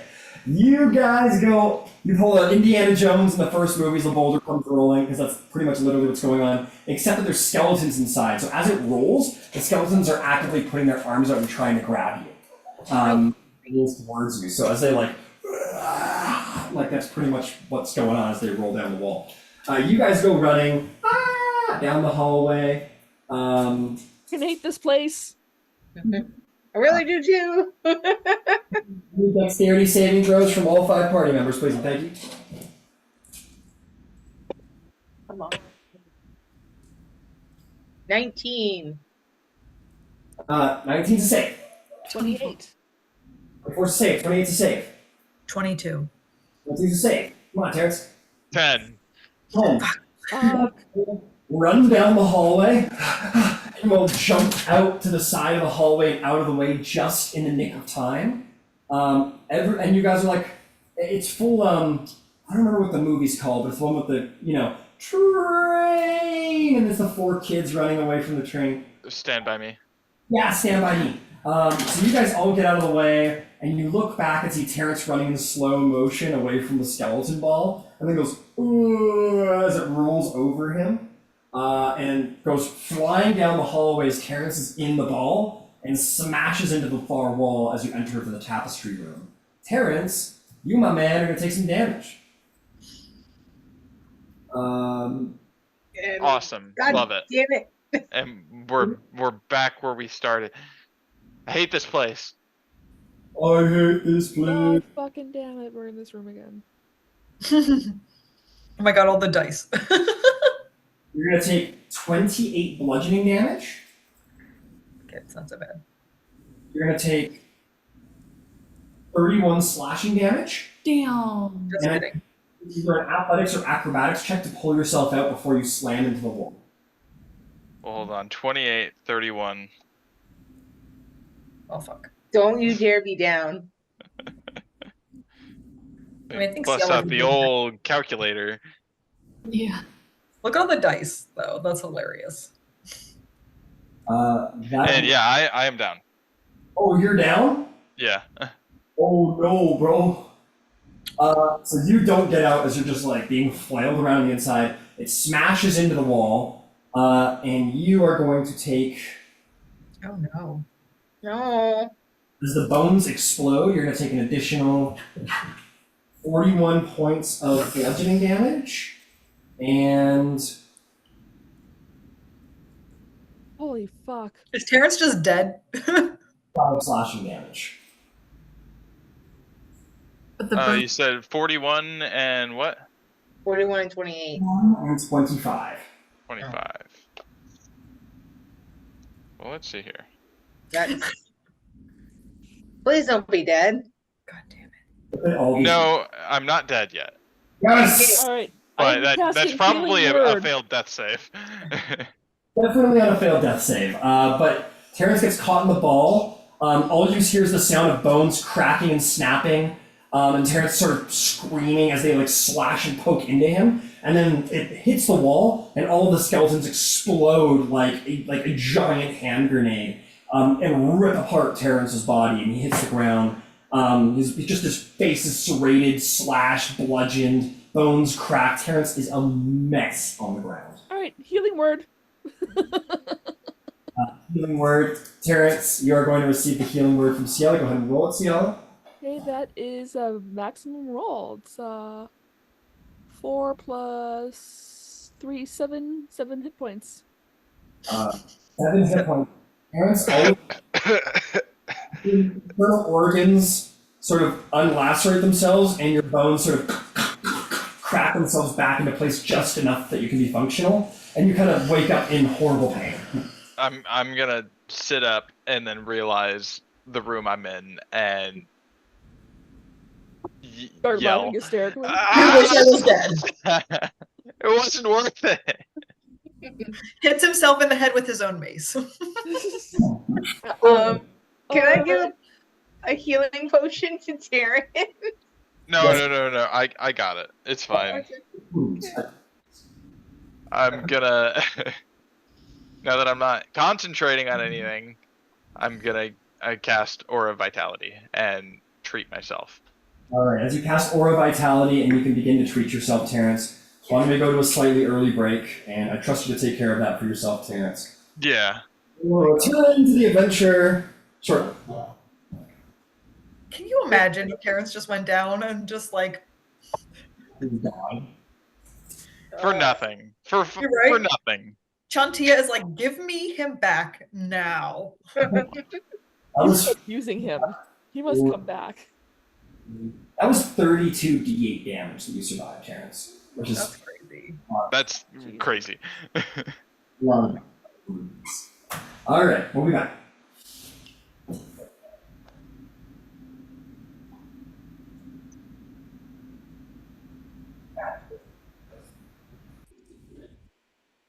Alright, let's hop back to it. All right, short rest. Anybody? Huh? Short rest.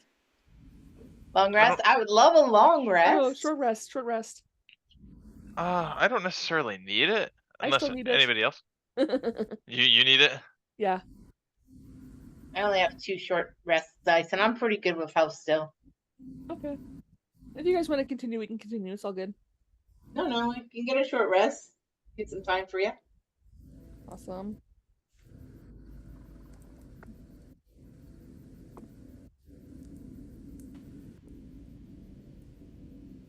Can we have a short rest, please?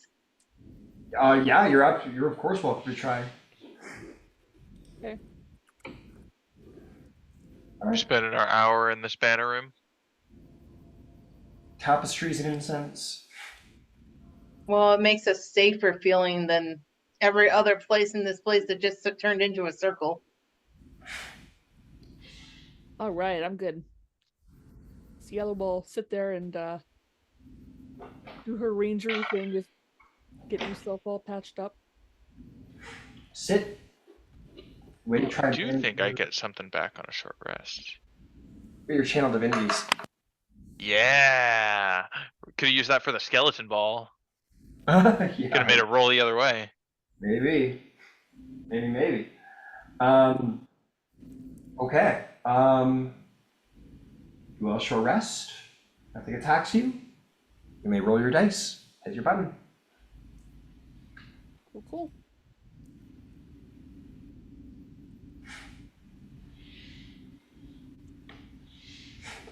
Feel the sunlight coming through the hole in the wall that is getting red right about now. I guess you get the sense that twilight is upon you outside.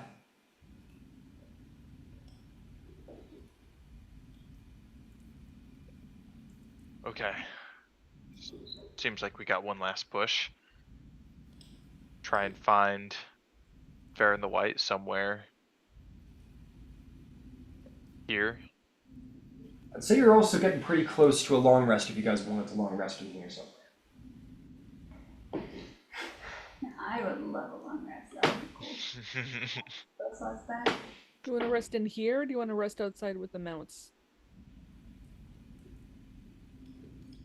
As a reminder, there was that room that was marked safe by the cult, with the mushrooms and shit. They already have bedrolls laid out. Yeah, but who knows if they're gonna come back to it themselves? Oh yeah. Hey, we don't know that. They might come in or they might leave. It's fair. If we're outside and they come out, we'll be kind of caught unawares. Can we just bar the door? Well, there's a. You mean in here?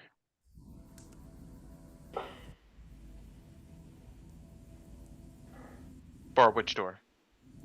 The one that's like safe room. Could do that. Honestly, that might be our safest bet. Hey, let's do it.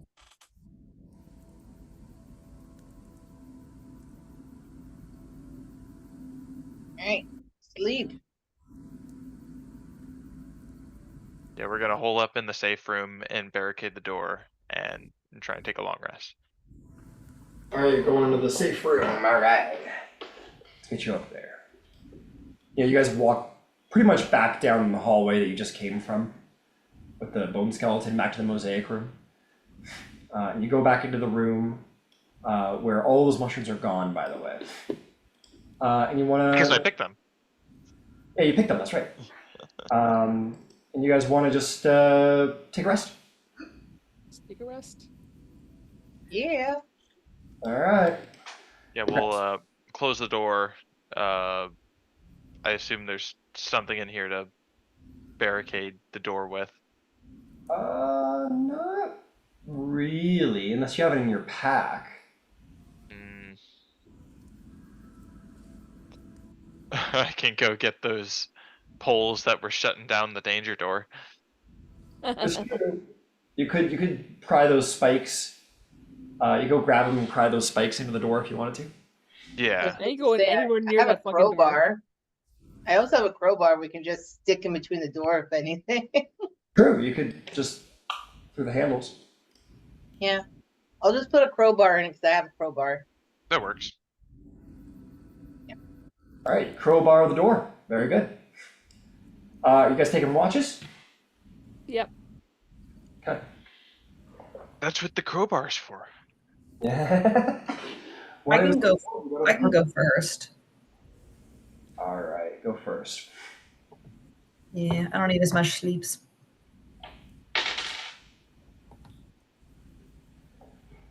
Okay. Here, watch. Who's taking what watch? We got Shroud at first. Airfare will take second. Second for Aravir. Shroud, you only need 4, right? You only need 4 hours. Six. All right. So Shroud, then Aravir. Who else? I'll take the next one. Okay, Terrence takes the next one. Shroud. You are going to go to sleep. And as you sleep, you guys just fought a bunch of ghosts. And things were creepy. There was a lot of cacophonous sounds and such. And you don't really dream. You never really dreamed before. But tonight, you hear that again. That sort of peering through your mind until all of those voices all sort of like peer away and vanish. There's only one voice left in your mind. It is a older feminine voice. And the voice goes, Joran, where are you, Joran? I know you're there. I can feel you. Are you there, Joran?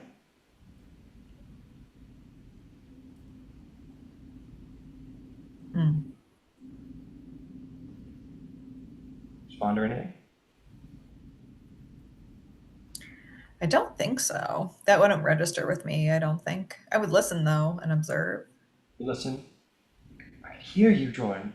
I can feel you. I just can't. It's so dark. Where are you? And the voice slowly begins to fade away as if down a longer hall. Jordan? Wait, come back. Jordan? Jordan? Till the voice fades back into the blackness that is your Sentinel's Rest. That's weird. That's suspicious. How bizarre. Mm-hmm. Terrence, while Shroud is having this most strange dream, you're wandering around, and you hear a sound coming from the well. This is during my watch. During your watch, yeah. You hear this sound that sounds like sliding and clicking. Like slippery clicking sounds. Okay, I'll shine a light down into the well. As you get closer, those sliding and clicking sounds become a little bit more. You understand a little bit more definition to the sound. The sound isn't like you're a man who's been in a lot of battles. You've heard a lot of things come from the human body that shouldn't come from the human body, such as the sound of dislocated limbs, the sound of like the sound of shoulders popping in and out of sockets, and sliding like skin on water pressed against stone harshly. You also hear ripping a little bit. And as you point your shield down into the basin below and look below, you see a face looking up at you.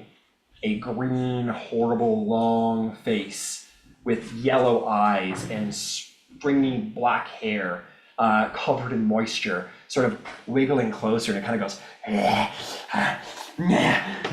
it keeps getting closer and closer to you. Not safe, not safe, not safe, not safe. I'm gonna wake everyone up. You wake everybody up, and in this moment, a hand shoots out of the well, another hand, and it pries itself out.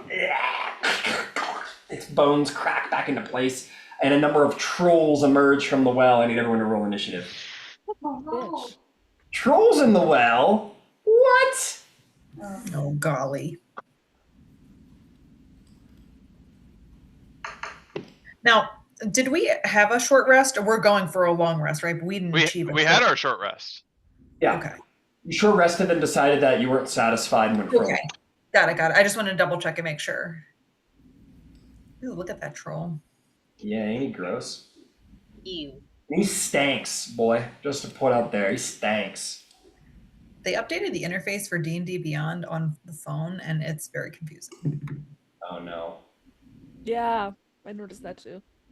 It's not bad. It's just they hid some stuff where I was like, where's this? And I'm like, oh, they moved it into a different place. Yep. Nice. Rot troll. All right, let's get initiative. 20 or plus. 27. 24. Damn. 20 to 15. 15 to 10. 10 to 5. Oh, sorry. I had 14. What'd you get, Arabir? 6. What'd you get, Terrence? 3. 3. Rod trolls go last with a hot 2. Rolling a natural 1. All right, that'll work. Hey. Ciela, you wake up from your bedroll, obviously unarmored, and just a little like dazed and confused. What do you do? I grab my bow. First reaction. I see the troll, and I guess I'll try to take a shot at him. Okay. You stand up, you grab your bow, take a shot, go for it.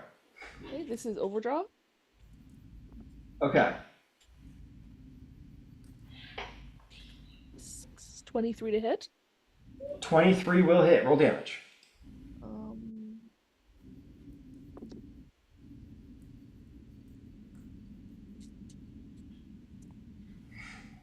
19 damage. 19 damage. Okay. You shoot it and it sort of roars at you. By God, is it wretched. This thing stinks. Like its troll flesh barely encompasses its body. You can see its muscles like under its green skin, like poking out. Anything else? Yep. Another attack, Take another perhaps? shot. I fucking hate this place. I fucking hate this place. Cast Hunter's Mark. Yeah. There we go. After the first shot, she's awake enough to realize she has to do that. Fair enough. A little dazed. Yep. Overdraw. Yep. And that is a 14 plus 6, 30, 20. Dirty 20 will hit. Roll damage.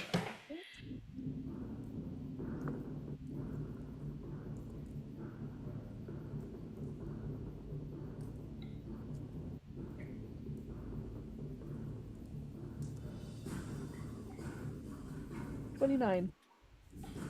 29. Okay. You shoot it pretty hard in the chest this time around. Anything else? Nope.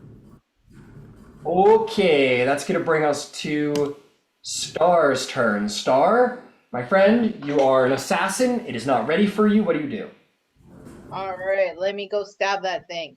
You have advantage. Roll. All right, 16. Well, I literally rolled 2 16s. Nice. I guess no advantage. 16 plus 10 is 26. That'll certainly hit. Go ahead and roll with the sneak attack. Nice. Have they already had their turn, right? No, they had not. You'll. I had my turn. Yeah. No, I mean the enemy hasn't. No. No, just take your sneak attack. All right, sweet. Okay, let's add them all together. Need that calculator. 5 plus 3.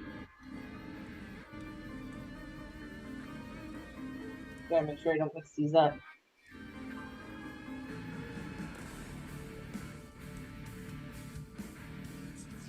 $26. 26. Okay. Damn good damage. Well done. Shank it with 26. Good stuff. Anything else? Gonna try to poke it again. Got it. Stick it with the pointy end. Do I get advantage still, or just run no advantage? No, you're at a straight roll now, my friend. Oh no, you'll get advantage for the full round because you're an assassin. Sorry, you have advantage. Okay, cool. Oh wow, natural 20. Hey, good job. Go ahead and roll your yeah. Go ahead and roll it. Okay. Could be better than your, with a D4. Wait, it's a D4, but do I get crit damage for that? You do, but it's Oh, only wow. an additional 4, right? Yeah. So 2 plus 4 is 6. All right, you do 6 damage on the crit. Well, Oh, So sad. you stab it like right in the neck, and it's like, oh. Anything else? That is everything. Yeah. All right, that's gonna bring us to Shroud. Shroud, you're always equipped. What do? Let's go, baby. I want to stab something. Right into a flank. So yeah, so what I think I'm gonna do is I'm gonna use my bonus action to call the longsword. And then I am just gonna start to keep stabbing things. So I'll attack with the longsword first. All right. And that is a 22 to hit. That'll certainly hit. Roll me some damage. Cool. That is nice. 13 points of slashing. 13 points of slashing. And then I'm gonna take my actions to do 2 attacks. Go for it. And that is 18 to hit. 18 will hit. Cool. And that is going to be 11 points of piercing. All right. And then one more is 15 to hit. 15 will not hit, unfortunately. It grabs your last one with its big hand and goes, bah, in your face. Cool. I think that's going to be it. All right, that is going to bring us to Aravir's turn. Aravir, you hop up. What do you do? Quick cast. All right, who's taking it? You? Yeah. Cool. Within range. All right, you're already there. Oh, cool. Let's attack. And go short. Go for it.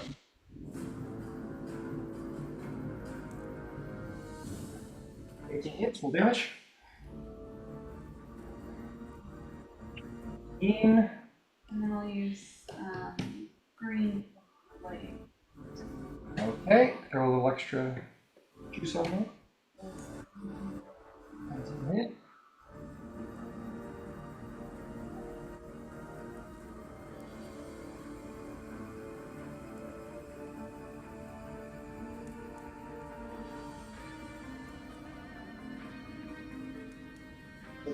Plus 4 damage. All right, 20 damage. Takes that fire damage and it roars in pain. Anything else?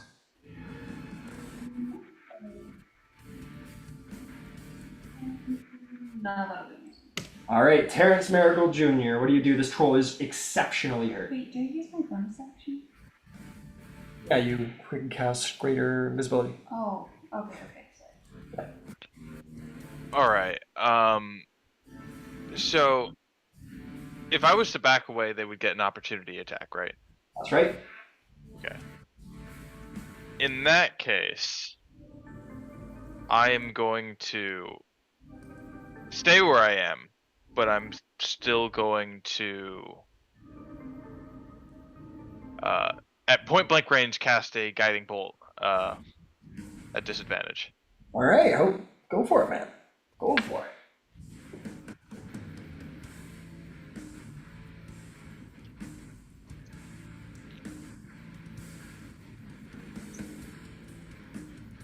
And that's a 19 and a 17 on the dice. A 19 to 17, that'll hit. Roll some damage. So 8 more d6s.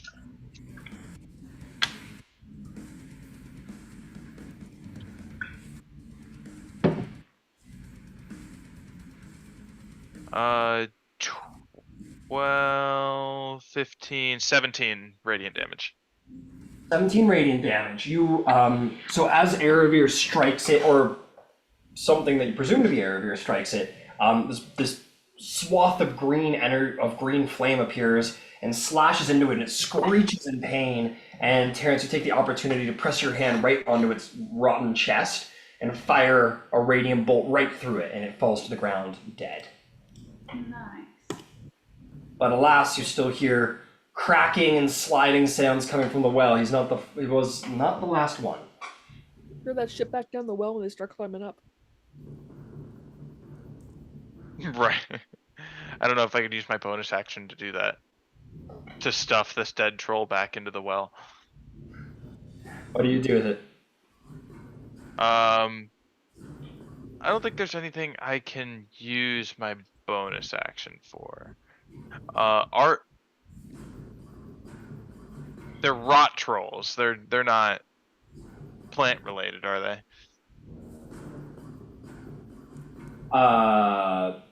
Maybe. Wait, what do you mean? They're not plant type creatures. Oh, no, they're Yeah, most. okay. Gotcha.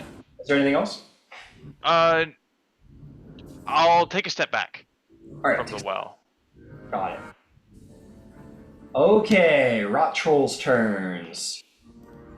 One of them jumps out and is going to be able to take his own turn. The other one needed to use a dash to get out. He's going to pop out over here and just sort of growl. This one jumps out and is going to step forward, and he is going to take 3 attacks, and sure, he'll deliver one to each of you. So, Star, you want to be big? It's a trick question. I hope you heard. I know you didn't hear me, but no. No? Okay, fine. You don't get hit. It's 15. Damn it. Wait. Oh, yeah. No, I don't get hit yet. You're sending me mixed messages, Star. Started like, screw you. Yeah, he tries to snap at you and you jump out of the way, no problem. Then he's going to spend a claw attack on Shroud.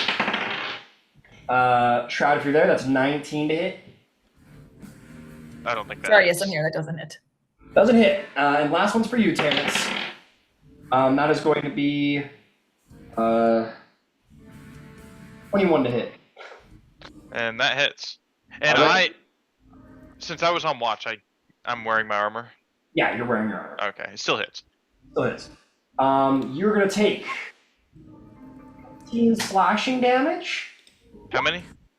15 slashing damage and 6 necrotic damage. So 21 total. Okay, I'll take that. And as it ends its turn, you realize that he may be rotting and degenerating, but his mere proximity to all of you is making you degenerate as well.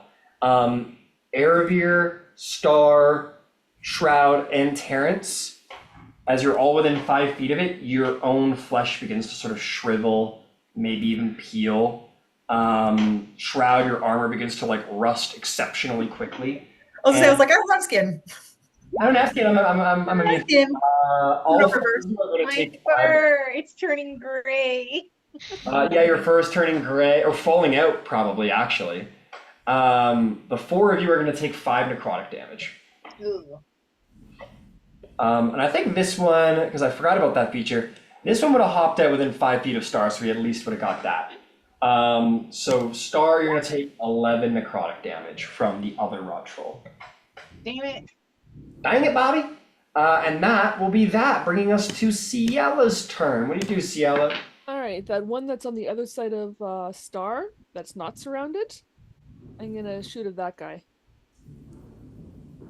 You're lucky you're a sharpshooter, because I know. that's a stupid shot. You're literally doing Well, like if one of it'll make you feel any better, I'll walk over to the side and against the wall. It does make me feel a bit bad. I would Okay, let's do that then. You just take that 5 foot side to the side. Back more too. Back more. Yeah, back. Yeah. Yeah. Oh, and back? Okay, sure. Yeah. All right, take your shots. Much more. Oh, I'm also gonna, before I take my shot, move my hunter's mark to roll. Good choice. Good choice. All right, let's overdraw this motherfucker. Go for it. Okay, that is a 19 plus 6, 25. 25 will hit. Roll damage.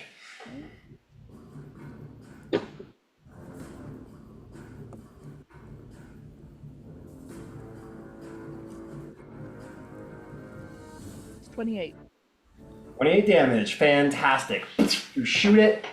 It hurt quite a bit. Go ahead and do another one. Yep, same thing. 18. 18 will hit. Roll damage. Okay.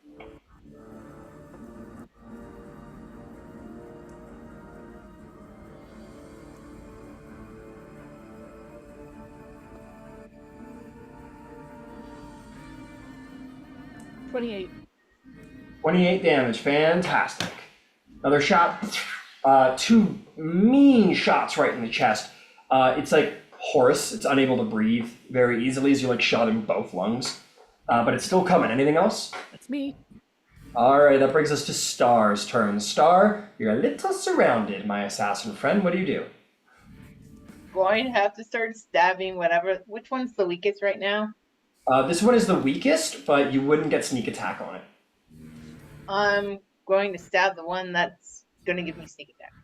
All right, go for it. Maybe an attack roll. No advantage. Please roll good. 17 plus 10. 23. 23 will hit. Roll me attack. Roll me damage. You'll get that sneak attack. There's 6 dice. All right.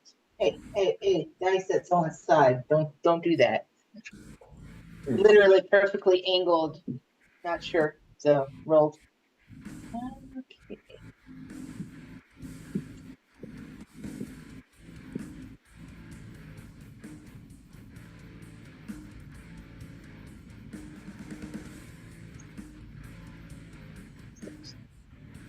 All right, 31 damage. Wait, did I do that right? Yeah, that's right. Yep. 31 damage. You stabbed this guy in the back. A mean strike. Well done. Nice. I guess I'll just chase it with another stab just to show good measure. Fair enough. All right. Oh, 12 plus 10. 22. 22. That will hit. Roll me some damage. Keep in mind, one of those blades gets a little chunk of acid on it, I believe, if I'm not mistaken. Or cold or something, right? Yeah, but I have to activate it, right? Only the poison one you have to activate. It's not the which I'm using the dagger to next, but I saw you have to activate it too. No. If you go in and read the magic items, they'll tell you very specifically what they can and cannot do. The venom dagger, you have to actively prep the poison. You have to use an action to put it on your blade.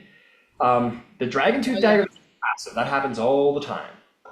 Okay. So yeah, the dragon tooth one was my second one. So the second set that says like it's like you get this always, and then you get this if you attack dragon cult members, right?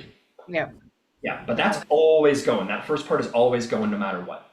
Okay, so damage is 4 on the white dragon tooth. All right, 4 damage. Is that total with the ice damage? Ice damage, damn it. Ice damage I have to roll 1 bonus to attack rolls and damages rolls you make with this weapon. I'm always having a hard time understanding this. Just read it. You gain 1 plus bonus to roll attack rolls and damage rolls you make with this weapon. On a hit with this weapon, the target takes an extra 1d. It's okay. Yeah, the +1 should be passive in there already. Well, if you're using the offhand, it won't be passive. So make sure you always give it a +1. So if you're using on your offhand, it's always going to be a d4 +1 plus that extra cold damage. Always. Okay. Well, the cold damage is then it's an extra 1. I just rolled a 1. So, All right, no problem. Yeah. So it's 5 damage. Incredible. Yeah, fantastic. If that helps, you can write that down somewhere in the notes that it's always going to have that +1 bonus, and it's always going to have that extra. I think it was a d6 of cold damage. Yeah, always will have that, and then it gets to double that when you attack a dragon cult member. Yeah, it is. It's +2 and 2 d6s. Okay. Fantastic. All right, well done, Stars. Is there anything else you'd like to do with your turn? Nope. I am just gonna have to hold my ground. All right, no problem. That brings us to Shroud's turn. Shroud, the destroyer, the maybe crazy dream person. What do you do? All right, let's see here. So there's one going after Terrence, right? Is there one behind him? It's hard to see. There's 3 here, right? One is dead. This guy's. One is dead. Okay. And there's one going after Terrence and one going after Star. That's right. Okay. Can I go after the one that's going after Terrence? You certainly can. Okay. I am going to take my attacks first. Okay. And that is a 25 to hit. That'll hit. And that's going to be 14 points of piercing damage. All right, 14 points of piercing damage. Well done. You crack that pick right into his back. Okay, and then that's going to be a 22 to hit. That'll hit. Okay, and that's 10 points of piercing damage. All done. And then with the dancing longsword, that's going to be, I don't think that's going to hit. That's a 16 to hit. 16 does hit. Oh, cool. I'll take that. 3, and then 5 points of slashing damage. 5 slashing damage. Man, I think a war pick's got to be one of the most brutal weapons of all time. The plus 10, I mean, like, unless I roll real shit, I appreciate it so much. I just mean, like, man, like, think about it. It's just a stick with a fucking giant nail on the end of it. Like, imagine that going into your body. That's no fun. Well done, Shroud. Is there anything else you'd like to do? I think that's it. All right, that's it. That'll bring us to Edivir, invisible. What do you do? Bonus action blade song. Alright, Blade Song. No.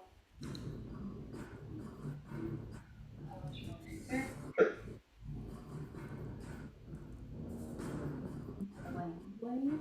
Okay, Green Flame Blade. No attack. The one with attacking style. Okay. This guy back here. Sure, you step over here. Oh, damn it. And you attack.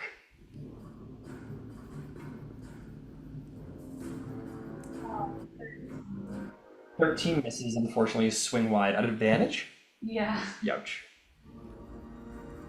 24 on my second. 24 on your second attack. Go for it.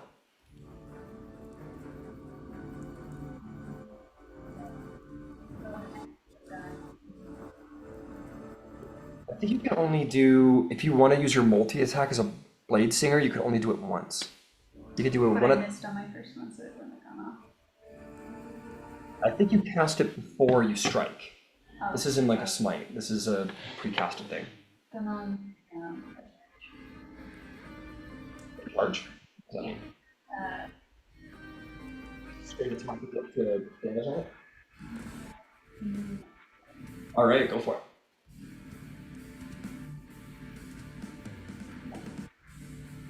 Did you hit it? Oh, right, sorry. What was the total? 17. 17 damage. Very good. Is there anything else you'd like to do? Nope. Alright, well done, Aravir. Good attacking. That'll bring us to Terrence. Terrence, you face down a most ugly opponent. What do you do? The first thing I want to do, can I discern if I am becoming diseased by proximity? Oh, damn. I've made a horrible mistake. These are large creatures. Oh no. You still killed the last. The last one was a pipsqueak, we'll say. It was just like the run to the litter. What was the question? Sorry. Can I discern if I'm becoming diseased by proximity? Make me a medicine check.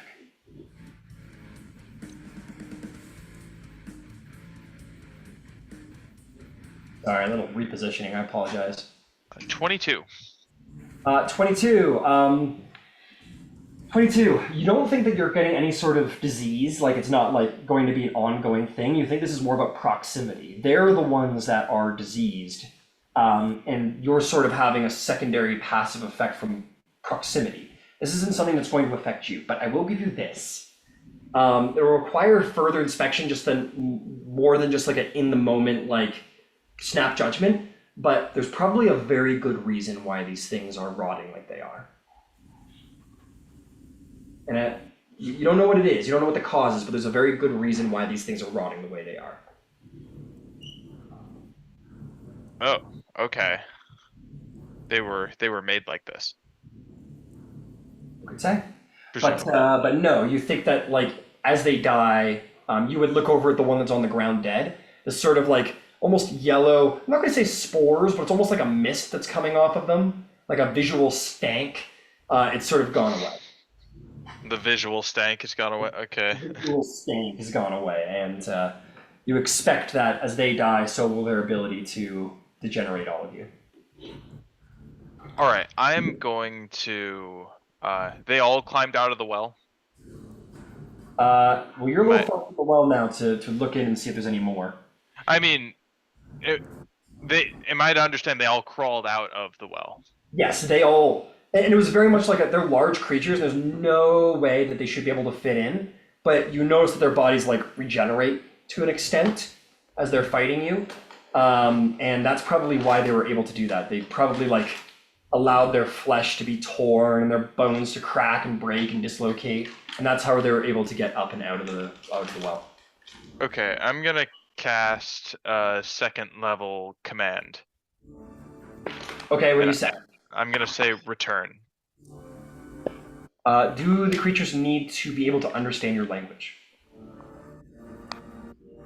Oh crap. The spell has no effect if the target is undead. If it doesn't understand your language, oh yeah, it doesn't. All right, you say return, and they kind of, and they keep coming at you. Some kind of like really twisty version of giant. Don't like twisty giant. Then that's my turn. All right, well done, Terrence. That'll bring us to the rock trolls' turns. All right, same as before. It's gonna take 3 attacks. I think it's gonna turn around. This one doesn't really care about you as much anymore, Terrence. Like you were shiny before, but now we've got one person who's like shoving a war pick into his back, another one who's dragging daggers down his back. He's like, "You two need to go." I'm done with you. So he's gonna try and bite you first, Shroud, because war picks hurt. That's gonna be a 23 to hit. That does hit. You will take 10 piercing, 18 necrotic damage. Love it. Love that. He's gonna spend a claw attack on you, Star. That's gonna be 16 to hit. Oh, and then it's gonna spend its last claw attack on you as well. Oh, you know what? So that's a natural 20. Silvery barbs. Silvery barbs. It is going to. That is going to be a. Not a nat 20, but it's still probably going to hit with a natural 17. Yeah, it just hits. Okay. I also forgot that they're technically flanking you, so I'm going to give the first attack a reroll. And that one would have been 24 to hit. Yeah, it hits. Okay, so both attacks hit, but no crit. Who are you giving advantage to, Erebir? Star. Star, you get the next attack roll, ability check, or saving throw you do. That's advantage, thanks to Erebir. Okay. Okay, here come your claw attacks. First attack is 13 slashing, 11 necrotic. 13 slashing, 11 necrotic. Second attack is 10 slashing, 5 necrotic. Can I do a dodge? You sure can. That 10 slashing becomes 5, and that 5 necrotic becomes 2, so that's a total of 7 on the second attack. Sweet. All right, you dodge around there, and you turn around as you're flipping and dodging out of the way, and you see the second troll looking down at you, and he is going to unload on you. And he'll have advantage because of the flank. That is going to be another natural 20. God damn it. God damn it. On the bite, that's going to be a shit ton of damage. Why is that 3? Oh, I rolled it twice by accident. Hang on. So that's going to be 19 piercing damage Uh-huh. and 52 necrotic damage. Oh my god. What? 52 necrotic damage. Well, I'm down. And you're down. He bites down on you in his mouth and kind of does one of these and like throws you across the room. And Shroud hits the side wall and goes down in the corner. That's Star, not Shroud. Yeah, it is a star. You said Shroud. Oh, I said Shroud. My bad. Yeah. Shroud goes, wait a second. And everything gets reversed. It's fine. Then he wants to go hit someone else. Can't really be over there because his buddy's in the way. So I guess he'll kind of move around to this area. And he's going to corner Shroud and do the last 2 claw attacks on Shroud. Oh, almost lost the dice. That is going to be 20 to hit, modified. Oh, wait, no, it's more than that. Stand in my school.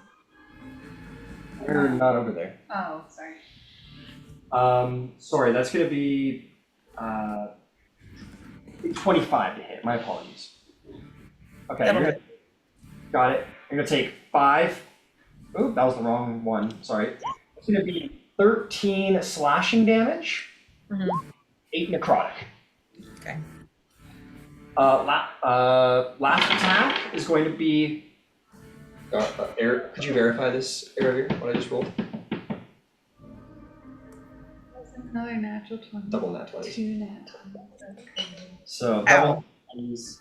Not that that does anything. It should, I think. Yeah. Don't spend them all in one place. I gotta say, maybe there's a house rule we put in where if someone rolls like double nat 20s, that's like a vorpal. That's No, like, because you need a flute, you die.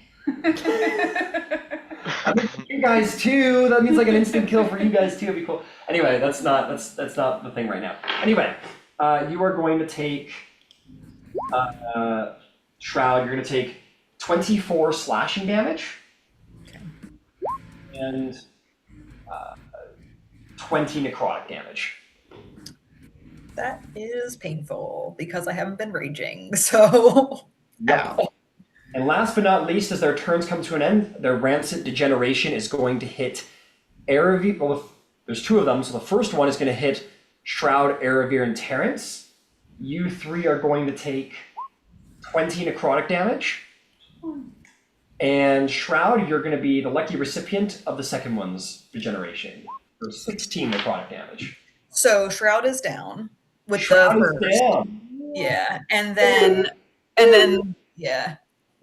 And I think it's the first time they've gone down this campaign. Yeah, man. That's a feat because of okay. All right, yeah. So they are down. Your sword falls to the ground. Did you say they're regenerating? Yeah, but narratively speaking. Oh. Why? Okay. That'll bring us to, they sort of go, as they take down Shroud. Little do they know that they have accomplished what many hundreds could not. And they're going to turn, oh, well, they've already ended their turn, so it's fine. That's going to bring us to Ciela. Ciela, not good. Which one's Not looking good. rougher? Which one's looking rougher? They're about the same. All right. I'll go with the guy in the back. Okay, Just because he has a hunter's mark on him. fair enough. And I'm gonna overdraw. Overdraw. Nat 20. Nat 20. Hell yeah. Roll me some damage. And that's on everything that I roll, right? Yes. So So the basically, bonuses are not, but the rolls are. yeah, not for the modifier. You treat it as like a perfect rolled hit, and then you reroll all your damage dice, not the modifiers, just the dice.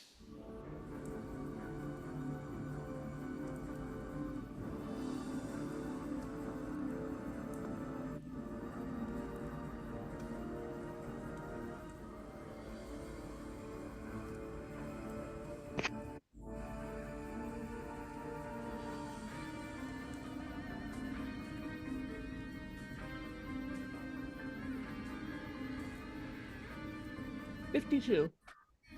52. Incredible. Another guy, yeah. Right at the back. Takes 52 damage. You shoot him like right in the head. One of his eyeballs like pops out of his skull, and he like sort of stands there, but he keeps coming. He's still alive. All right, let's shoot him again. All right. 14 plus 6, 30, 20. 30, 20 hits. Roll me some damage.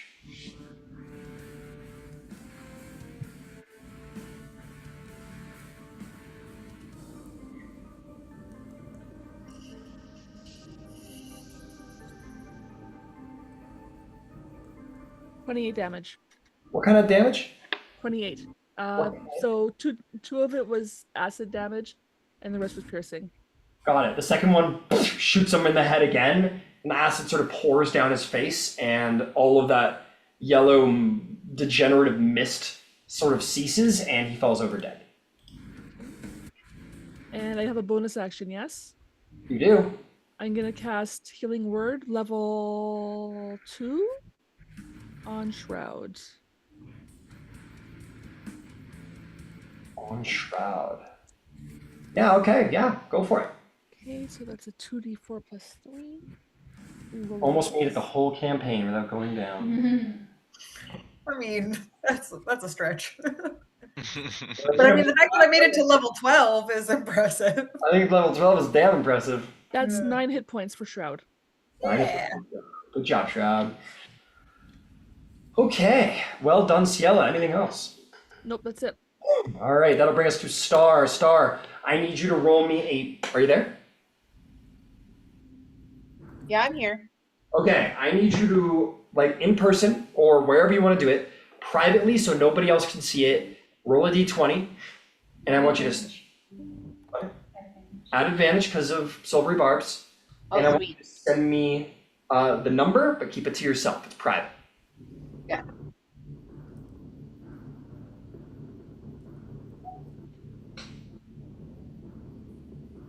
Sent. I forget how you have to be. Don't worry about it. I'll let you know as you go, and we can talk about it afterward. Or I'll just tell you. So there's 4 possible rolls you can make. A nat 1 means 2 death failures. Anything that is a 9 or lower is a failure, and you take 1 failure. If you roll a 10 or higher, that is a success. And then there's a nat 20. If you roll a nat 20, you stand up at the start of your turn with 1 hit point. Okay. Okay, that's Star's turn, bringing us to Shroud. Shroud, your circuits come back online. What do you do? I am going to use my bonus action to second wind. All right, your body sort of discharges like an electrical sort of surge of energy through your body, giving you that jolt you need to keep going. Okay, and that's not much, but it's enough. And then there's 1 troll up, yeah. So I'm gonna try and stab him with the dragon blade. Fair enough. Go for it. And that is 24 to hit. 24 to hit. Go ahead and roll damage. Okay. Ooh. 14 points of piercing. 14 points of piercing. Yep, you crash that thing into his right butt cheek. And he's like, oh!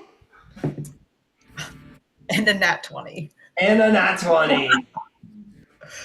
All right, let's see here. That's gonna be okay, and then that is gonna be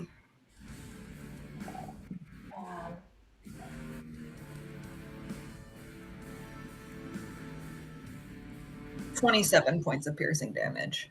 27 points of piercing damage. That is 1 hurt-looking troll as you slam it into his tailbone. He goes, ooh! Is there anything else you'd like to do? I think that's it. I think that's all I done. Well done. Eravir, sneaky, what do you do?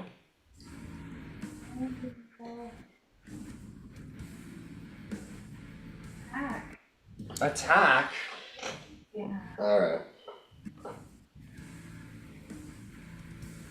27 to hit. 27 will hit. Roll me some damage. 11, and I'll use another charge. Alright. 17 total, well done. Slash its back of the leg. And I'll use a green blade on this one. Alright, go for it. 23 to hit. That'll hit. Roll me some damage. 9 slashing. And 10. How would you like to slay the last of the rot trolls? Zorro style. Okay. Nobody sees anything other than just the slashes along the back of the troll. We'll say Eravir, you like sort of dance and acrobatically like sort of flip up into the air and land on top of the well. And what do you wield? It's the war razor. So you and into its back, an A is carved in 1, 2, and then a burning line right through the middle that erupts the back of the troll into green flame, and it falls dead to the ground. All of its rot and decomposition cease. And Eravir sort of appears in a whisk of magic at the top of the well as the creature is felled. And that is the combat, friends. I'm gonna Healing Word Star.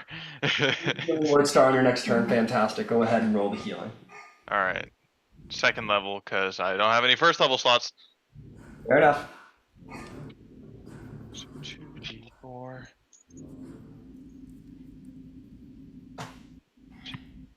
2d4. Welcome back. Hey, 2 4s. So 8 plus 6, which is 14. 14 for Star. I'm alive! Is all my fur falling out? Am I okay? You look down at yourself and you are, nothing that a rest won't fix. Alright, let's throw these motherfuckers back down the well and get some rest. You let me take care of it. I'll finish my watch doing that. Okay. Ciela just goes. Yeah. Exhausted. Everybody goes right back to sleep. Yeah, you guys go back to sleep. Terrence, as you begin to try and shove them down the well, you're going to realize it's incredibly difficult and very gross work for two reasons. One is that these things, as you've already figured out, only manage to like get through the well as they did by like severely dislocating parts of their body. So it would require some serious like beating of these bodies to like get them soft and pliable enough to actually make it down the well. So I don't know if I want to do all that. it Can would I be assist? gross, smelly work too. I'm gonna just toss that out there.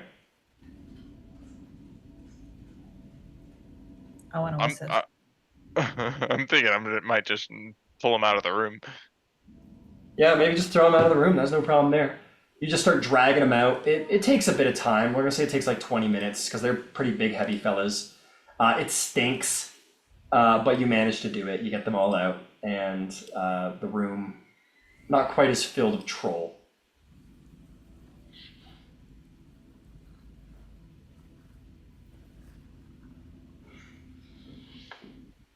And you can go to sleep. Everybody falls to sleep. Your watch continues, Terrence. Your watch will be followed by whoever wants to do it. And you get a long rest. Go ahead and hit the button. Great success. Great success, yes.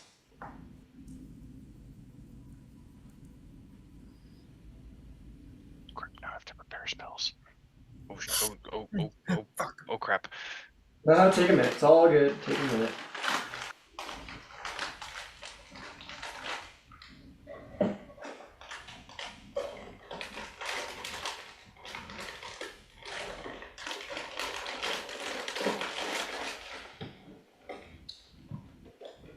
Just let me know when you're ready to adventure.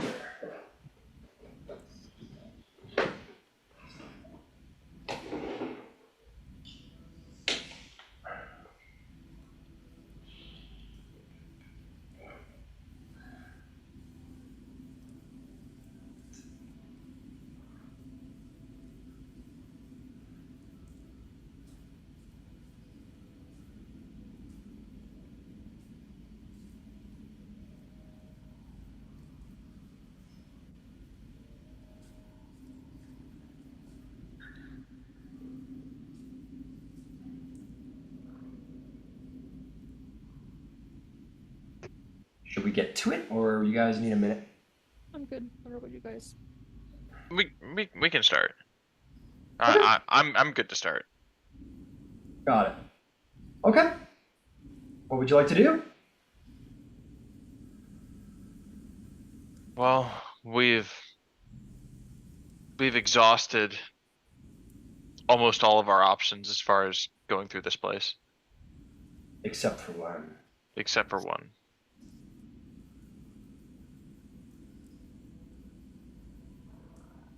Correct me if I'm wrong. Didn't I say we should go through it in the first place?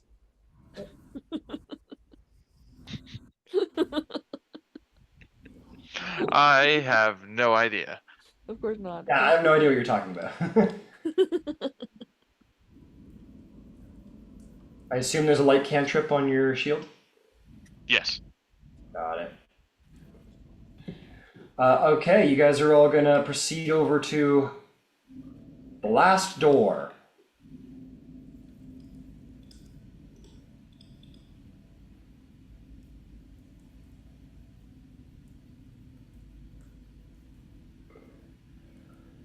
Now what? You going through? I'm gonna position myself back near the first door. Yeah, so I can take a shot through the door if necessary. Okay. Star, you want to check out this door? I want to. As I said, I will check all the doors. You want to check the door, start roll an investigation? What do you want? Can I just stand off to the side of the door? Like here? Yeah. How do So 19. Sure. 19, give me a moment.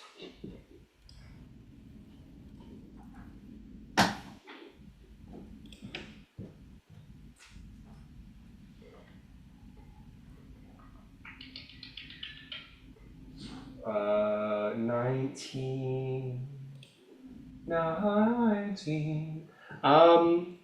No, everything looks pretty spick and span. This door So looks I pretty safe. can't hear any voices or anything like that. No, nothing like that. It seems to be a pretty safe door. You even press your ear to it. You don't Before hear you any. open it.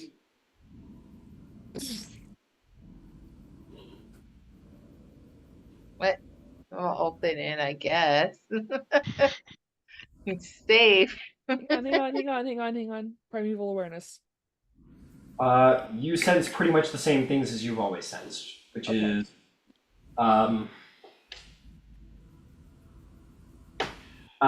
humanoids behind the door about 50 feet off, some more, even more feet off, and then sort of traveling east from there, more humanoids, and it's almost like the actual crypt, everything you've been through, in the north to northeast, like everything between north and east of everything you've seen so far is surrounded by humanoids in the walls and below the walls.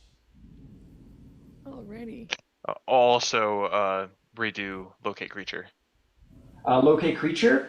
You would notice that Verum has moved, but only by 50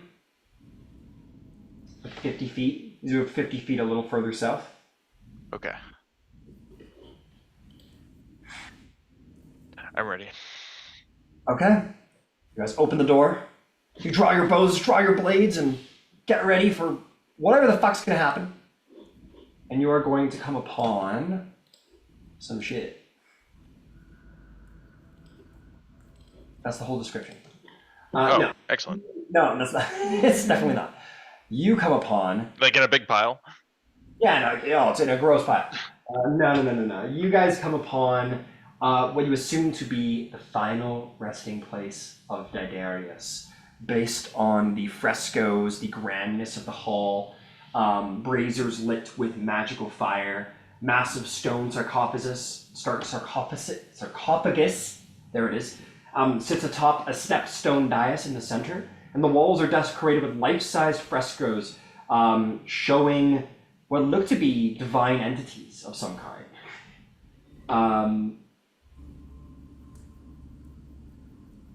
Yeah. So what, no other fucking doors? No. I fucking hate this place.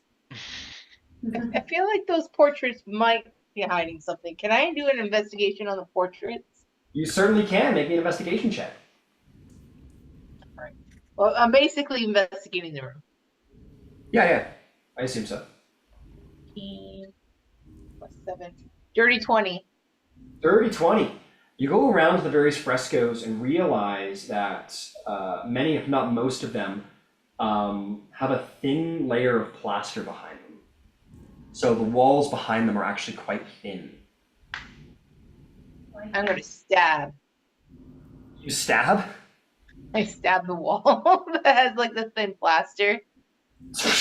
You stab through the fresco into the wall, and then there's a ripping sound from the wall as a hand wrapped in not bandages, but Binding. Like a a burial cloth. Gauze. Basically wrappings, like burial wrappings, comes out. You see a necrotic hand barely underneath it and grab onto your wrist. God damn All it, the Star. frescoes rip and tear and smash open as a number of mummies come out of all the frescoes. The top of the sarcophagus fires off of the top of it and lands on the ground nearby, and you see arising from it, "Who dares disturb the rest of Daedarius?" And he turns to all of you and says, "Respect the dead." And I need everyone to roll initiative. God damn it, Star. We could have been friends. Yeah, this is the lady's master. Yeah, but I saw that it was just like, a wall. How is it ever just a wall? Right.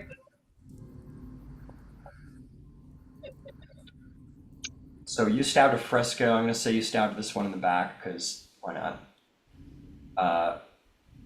I assume you all stepped into the room at this point? Yeah. Nope. I'm staying right in this room. You were all still hiding while Star was around the room. What about you, Terrence Shroud? You went in. What did you do, Terrence? I was in there. Yeah. All right. Yeah, I was saying, let's be honest, we were in there. Got it. I need to check one more thing before we proceed. Goody. Now I'm just curious to know what would have happened if I didn't stab. He would have talked to you guys and been like, yo, what's up? Yeah, we'd be best friends right now. Maybe. I will remind you all that at the beginning of the voyage, it asked what you sought. Whenever you said knowledge, it'd say pay respect to the dead, was the warning that the statues outside gave. Well, I mean, we didn't know the dead was behind it. Well, this is his tomb, and you're defacing his frescoes, so... Oh, I didn't really mean to destroy the painting. It just meant like I stabbed the plaster. The plaster behind the painting? Yes. Oh, so that's on me for not insinuating that you wanted to take down the paintings and then hit the fresco because you didn't specifically Yeah, I didn't say that. I know. It's too late. We already know now it's behind them. Alright. It's okay. I screwed up. We can still fix this. It's not too late for diplomacy. I have paint! You do have paint. I have a deck of cards. Yes. Yes. Do it right now in the middle of this battle, please. Just all 13 of them. Yeah. I draw the whole deck. I'll be like, wait, buddy, wait. I can paint. I swear I can repair this. Too late, motherfucker. Respect the dead, motherfucker. Yes, I put a metal song. And it goes into a... Yeah, you know what? Let's play a little metal. The Darius sounds like he's a guy who likes metal. Ida's gonna be so mad at me. Some investigation. All right. 20 or above. 29. Okay. 20 to 15? 18. How about 15 to 10? How about 10 to 5? What'd you get, Terrence? God damn I got a it. big old 4. There's some things you can always rely on. Which is crazy. You think every once in a while you roll decent on initiative, you know? Alright, so that's gonna start us off is Ciela. Big surprise. Ciela, from back here, you see pretty much just the Mummy Lord rise from the dead.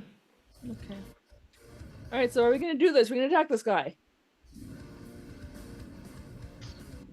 That's up to you.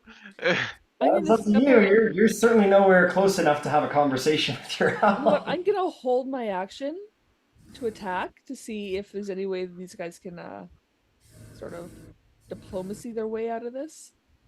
All right. Yeah, we'll see about that. Erevir, what'd you roll again? 19. Got it. Made a slight mistake. I gotta just fix that real quick.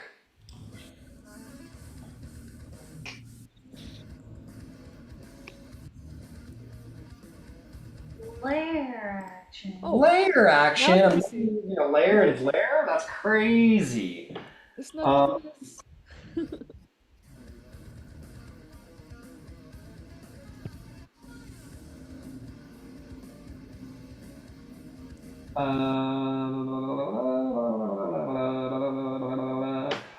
He is going to tap his staff, and all of those of you who are able to cast magic feel like a tingling at the end of your fingers. Erevir, what do you do? Tingle, apparently. A tingle at the end of your fingers. I'll kind of poke my head around. Poke your head around, it's not good. It's not a great situation in there. Cool. I'm gonna bonus action blade song, All right. and cast fireball. Fireball? Yeah. So much for diplomacy. There it is. There it is. All right, fireball it is. Give me a moment. To be fair, it's probably super effective on mummies. We will see. You want like They that? just look so flammable. You don't hit star. Yeah, I would rather not hit my friend. All right, so Can you push it Even though I made a terrible mistake. a little more to the right, so I think I can get 4 money. That's star. You're gonna hit star if you do that. Oh, star's way up in there. Yeah. Whoops. Okay, nope, we don't want to do that. Okay. Cast spell. Roll dex save for my mummies. 17. Failure, and a failure, but Diderius is going to roll. They all are going. Oh, that means it's a. Nope, that doesn't matter. All of them fail. But before you do that, as you cast the spell, the tingling in your fingers shoots down your arm, and you are racked with pain. Uh-oh. You must make me a Constitution saving throw. But you can't. You feel this beginning to shoot down your arm. So if you want to stop the spell before whatever happens next happens, you can. So you can stop casting in this moment, or you can power through. What would you like to do? I'll power through. All right, make me that con save. 19. A 19 saves. Pain shoots down your arm, and you are racked with it in this moment. But the fireball goes off. So 31 fire damage. 31 fire damage. Youch. Okay. Mummies didn't like that.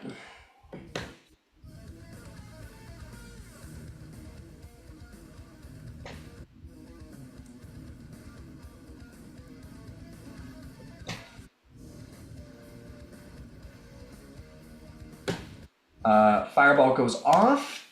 I imagine Ciela, you want to take your shot at this point. Yep. No, I know that there will be no diplomacy. You can make an attack against Iderius if you wish. Yeah, I'm gonna put on my hunter's mark first. You cannot because this is a held action. Oh, okay. Then let's just One attack. That's about it. And I got 9. The fireball goes off, and you get hit by a heat wave, and you're like, ah, and you shoot the roof. Okay. Ooh, fun fact, that really, really hurt Diderius. He's gonna take an additional 31 damage because he's vulnerable to fire. Oh, damn. And the other mummies are going to be dead. Cause mummy. Mummies don't like fire. And all these mummies are dead in this moment. Is there anything else you'd like to do with your turn, Erebir? No, that was a pretty great fireball. Diderius says, he just goes, no! Those were my greatest advisors. And he is going to do something horrible to you if he can. I love an honest DM. Yeah, he's gonna do something. He's gonna do something truly as horrible as possible to you. He's going to fuck your shit up royally. Oh, that sucks. We could do better than that.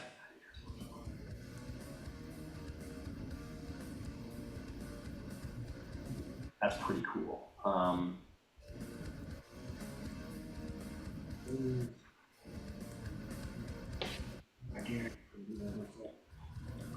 These all suck. He's going to sort of growl out, and his body is going to explode into a whirlwind of sand that just around the room. And that will bring us to Star's turn. Star, what would you like to do, my friend? yell out to Ticket and say, I'm really, really, really sorry. This wasn't what I meant to do. This is trying to find a way through. I'm so sorry. And what do you do next? You have advantage.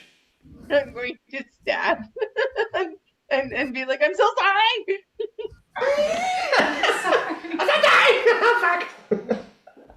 Okay, advantage roll. I am hitting with the I guess I'll hit with the white tooth dagger. Alright. Alright, and I rolled 19 plus 10 is 29.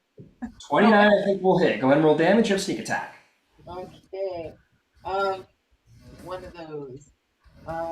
6 dice. And then I gotta roll with one more 6 dice. Because it's that stupid ice attack. Yep. I can take it away from you if you want. I can take it away from you if you don't like it. No, more damage. Gimme. Alright. I just gotta remember that. And plus 1, of course.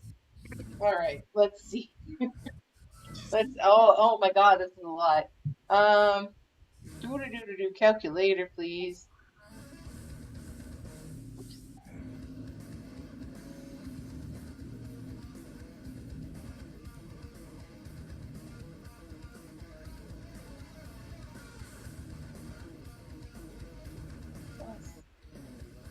One.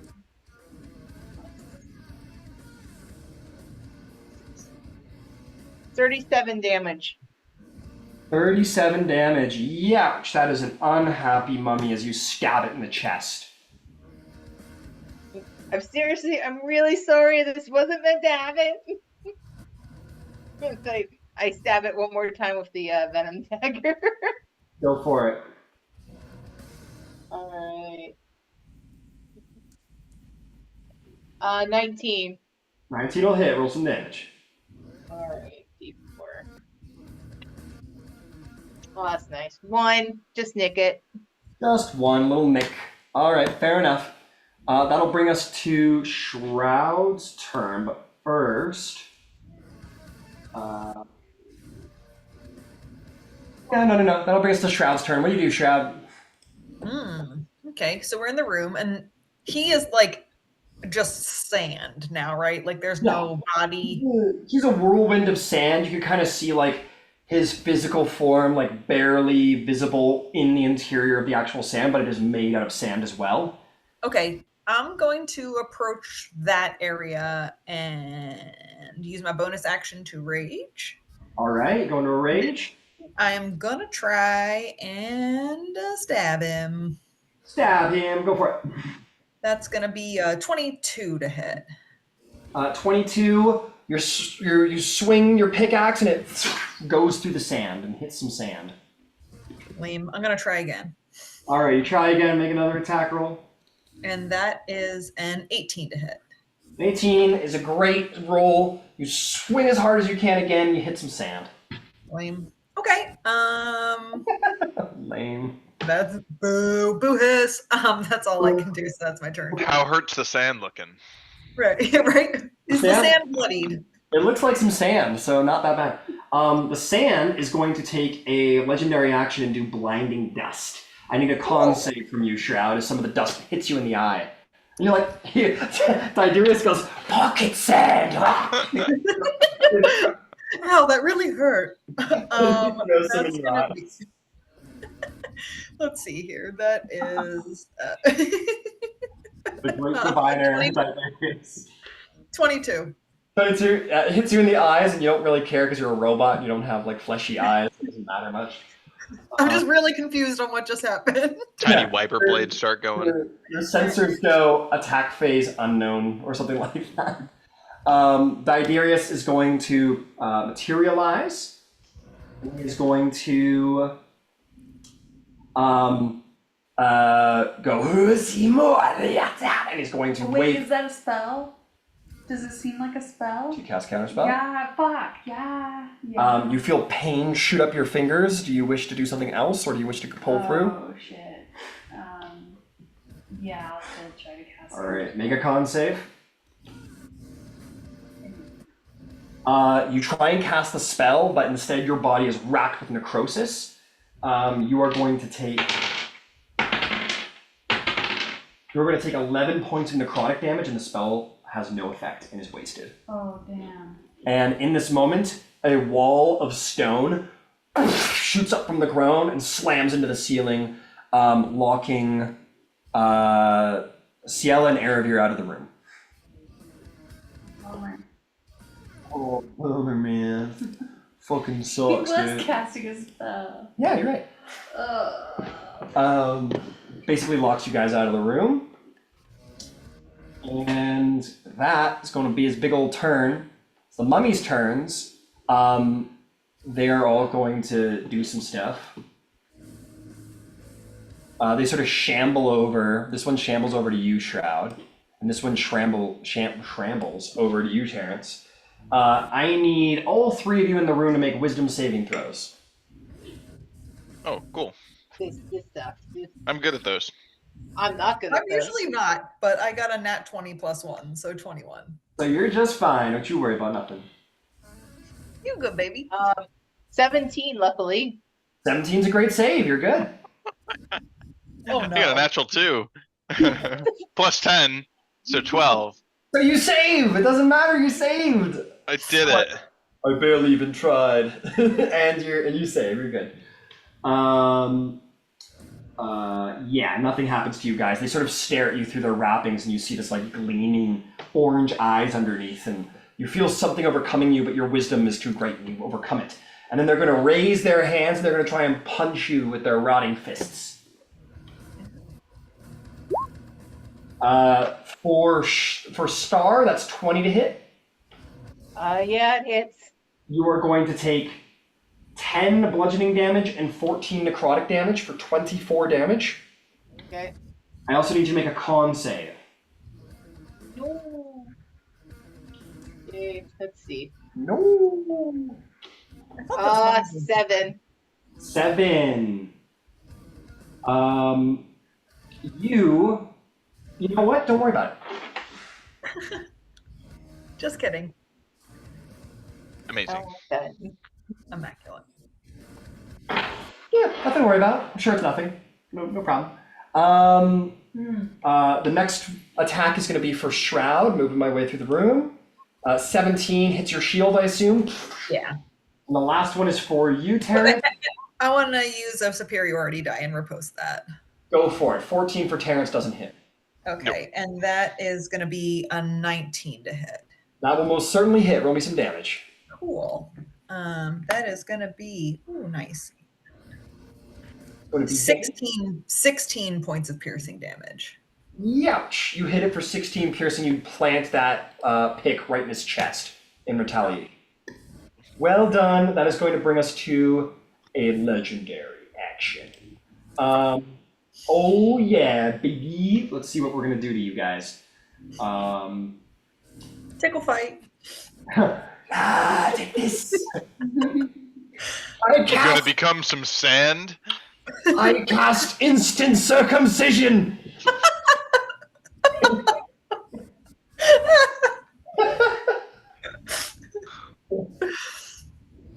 He doesn't do that. Clear, he doesn't actually do that.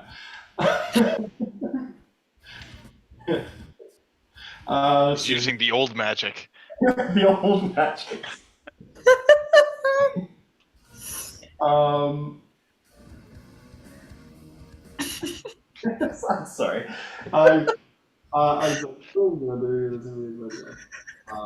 He is going to cast. He is going to speak a blasphemous word. He's going to say,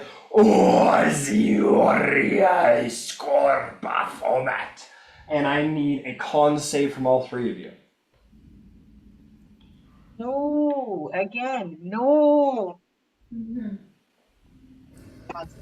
on. 26. 8.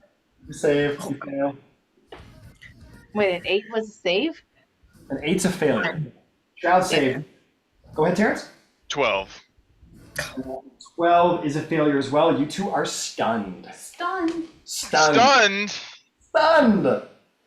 His blasphemous words are as such. He says, I would cast Repel Maidens on you both, but I can see another wizard has already done it.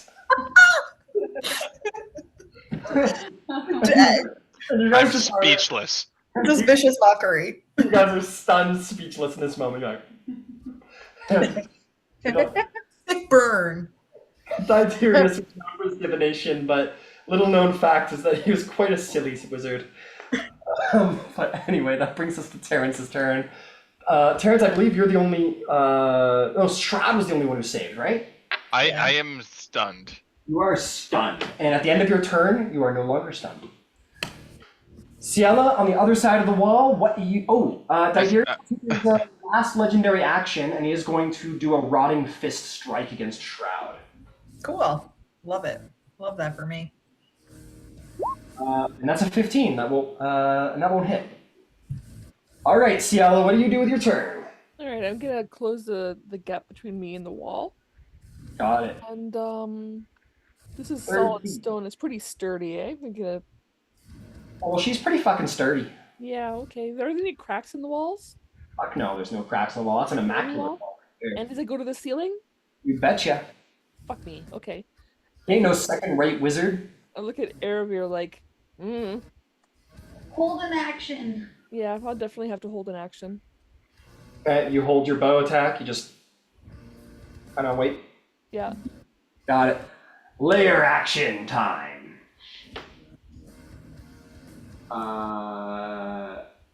Diderius taps his staff and he says, "My advisors, fear not the light." And a certain sort of necrotic wave is going to emanate through the room. Erebir, it's your turn. What do you do? I'm gonna hold Ciela's hand. The tingling on the end of your fingers has ended, by the way. It just sort of like stops in this moment. Oh, that's nice. That's lovely. I'm gonna cast Dimension Door with Ciela to the other side. Fucking right. Anywhere in particular? In the corner where the mummies died. All right. Got it. You guys on the other side of the room. Is there anything else you would like to do with your turn, Erebir?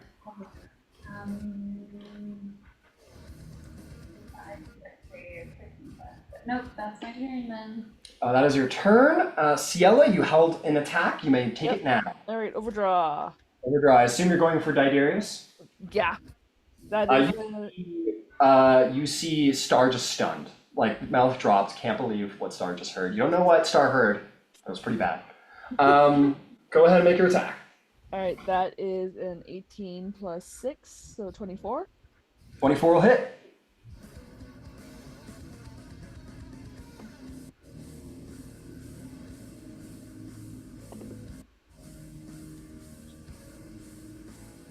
$23 damage. 23 damage. Shoots Diderius for 23 damage. He growls and turns to you. Shakes his fist. I don't want to do this.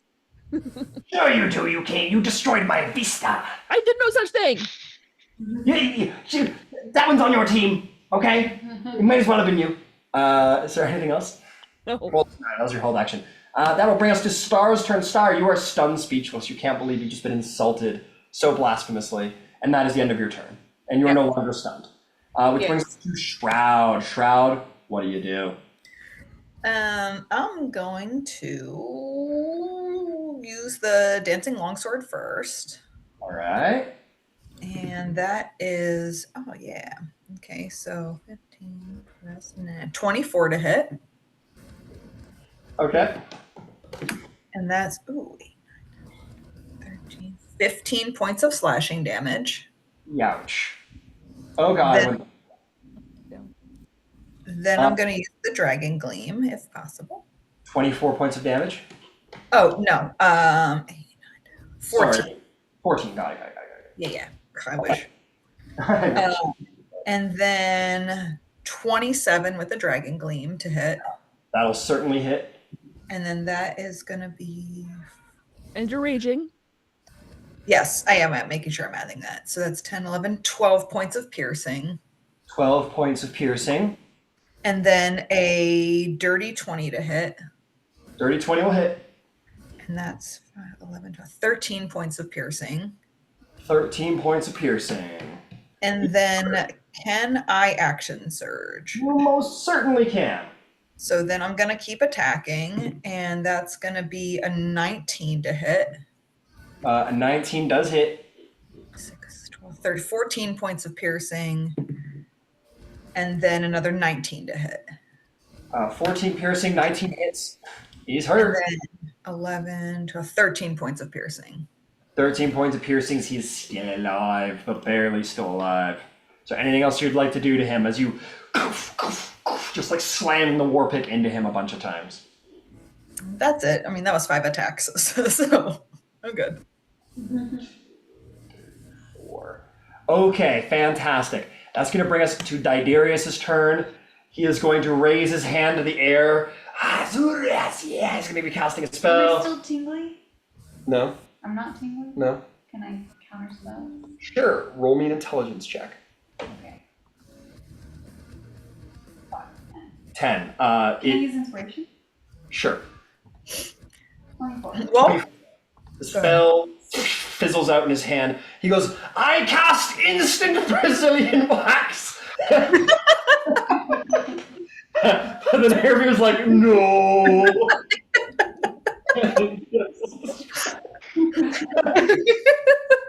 I love this so much. He's like, no, my signature spell! My secret move, no! My lost to time secret spell! I imagine that would hurt Star more than anybody else. Right? In the middle of a battle? I don't think so. Tiberius' instant Brazilian wax. Okay, that brings us to the mummy's turns. Same thing. I need a. That's what happened to the mummies. the mummies all go. Well, they've all been dead for a long time. They've already lost all their hair. And it was counterspell, so it doesn't matter. Okay, they all make. I need wisdom saving throws from the same 3 people: Star, Shroud, and Star. The other one. You, Terrence. Yeah, I need your wisdom saves, please, and thank you. 18. Save. Dirty 20. Save. Natural 1 plus 1 is 2. That is a 2. natural 1. In this moment, it stares at you, and you find that its stare goes deep into the heart of your soul. You are frightened, and you are paralyzed. Paralyzed. A boss fight with large. Status effects are wild. And it's going to attack you while you're paralyzed, Star. Oh no. Oh yeah. That is going to be a 19 to hit. Yeah, it hits. And because you're paralyzed, it's going to be considered an auto crit. Oh no. Mm-hmm. You're going to take 11, 12, you're going to take 23 bludgeoning damage. Yeah. And you're also going to take 30 necrotic damage.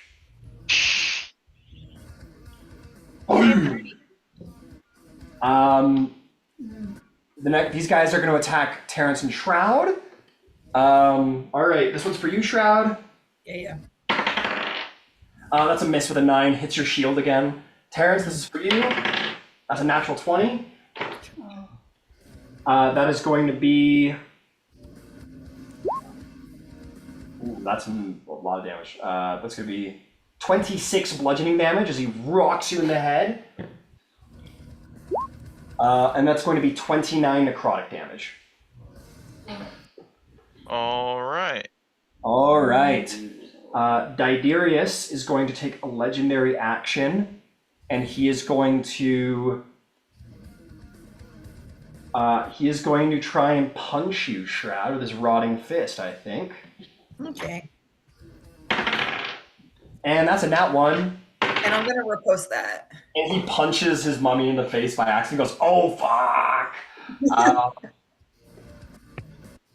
Actually, I should see if he hits. That was a joke, but oh no, yeah, he fucking hits his buddy by accident. And his buddy's gonna take 13 bludgeoning damage. Yeah, and I'm gonna use my superiority die. Oh god, that was way too much damage. Supposed to be 13. Yeah, go ahead. Cool. I did it again. That is, let's see here, 26 to hit. 26. 26 certainly hits. Go ahead and roll damage. That is 11 points of piercing damage. 11 points of piercing damage. Mhm. He's hurting. God damn. That'll be the mummies, which is going to bring us to Terrence. Tiberius is looking desperate. He is going to utter some blasphemous words. He is going to. Wait, is that a spell? Am I still tingling? I'm just gonna. Have you had a react? Have you already given Fuck, yeah, you're right. I have. Yeah.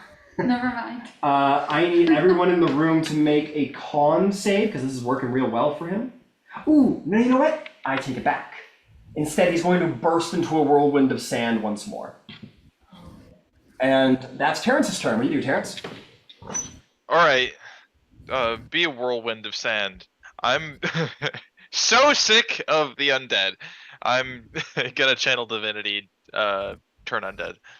Okay, as you channel divinity undead, and it plumes out, you're going to realize that these mummies have been fortified against such things. That is what the lair action did. So they will have advantage on these saves. Wisdom 18, right? Yeah, wisdom 18.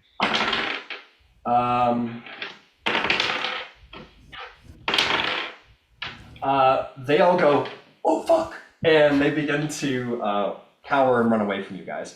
Okay. And they're above CR2? Yes, they are. Okay.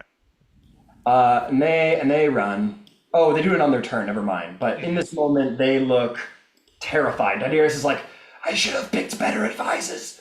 And that will bring us, oh, is there anything else you want to do, Terrence? Let's see here. Let me take a look at what kind of bonus actions I have.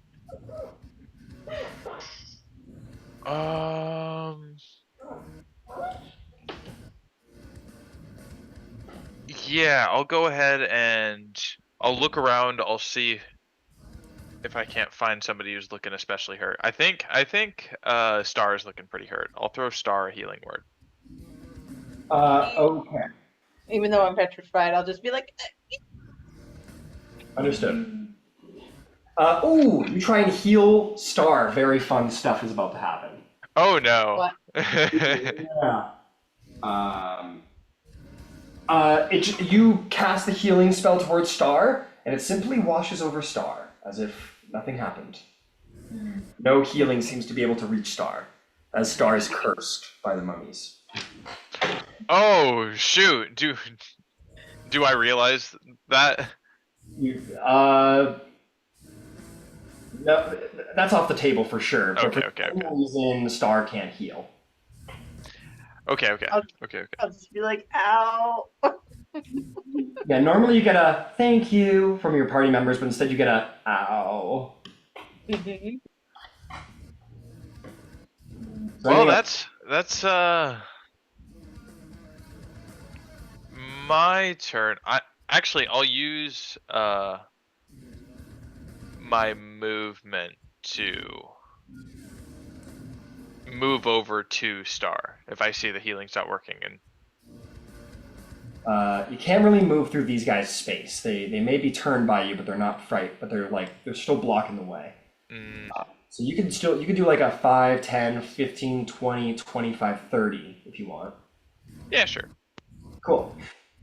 All right, Ciela, you're up. What do you do?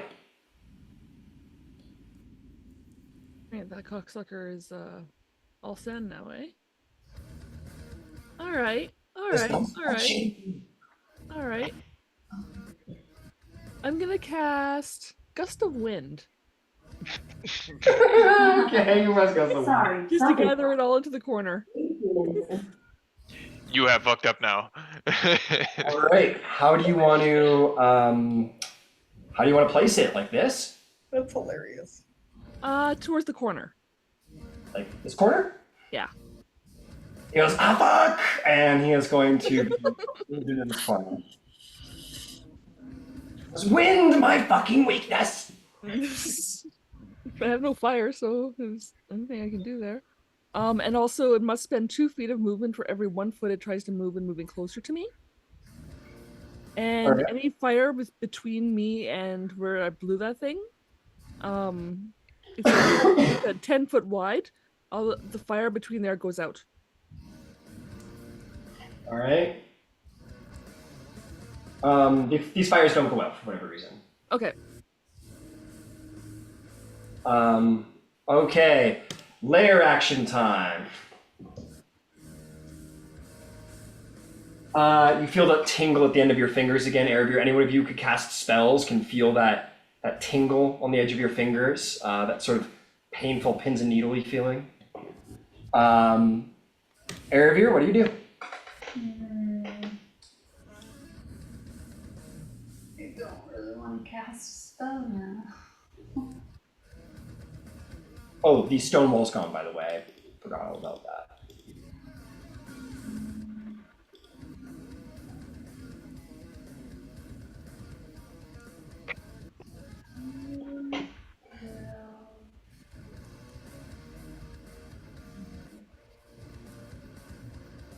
I'm gonna attack a mummy, I guess. Try to attack the mummy. All right. What do you do?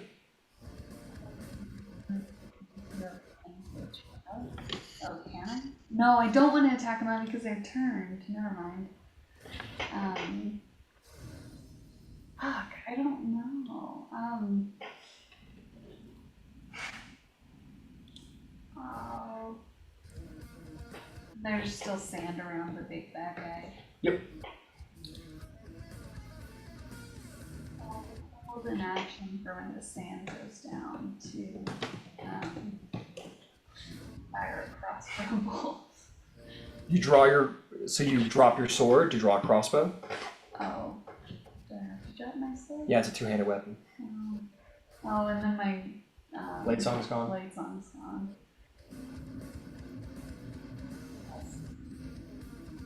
Go and draw, or is that not allowed? You can stow your blade on this turn and draw the crossbow on your next. I was thinking about a dagger.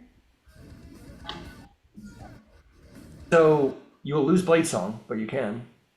Well, it's still one-handed weapon. Oh, that's true. We talked about dual wielding. So yeah, you can draw a dagger and throw a dagger if you want. Yeah. Okay, you're throwing at Diderius? Yeah, but I'm holding the action until the sand goes down. Okay. That is going to bring us to Star's turn. Star, you're no longer stunned. Same thing as before, you know that these mummies have been turned. That if you attack them, they'll no longer be turned. What would you like to do?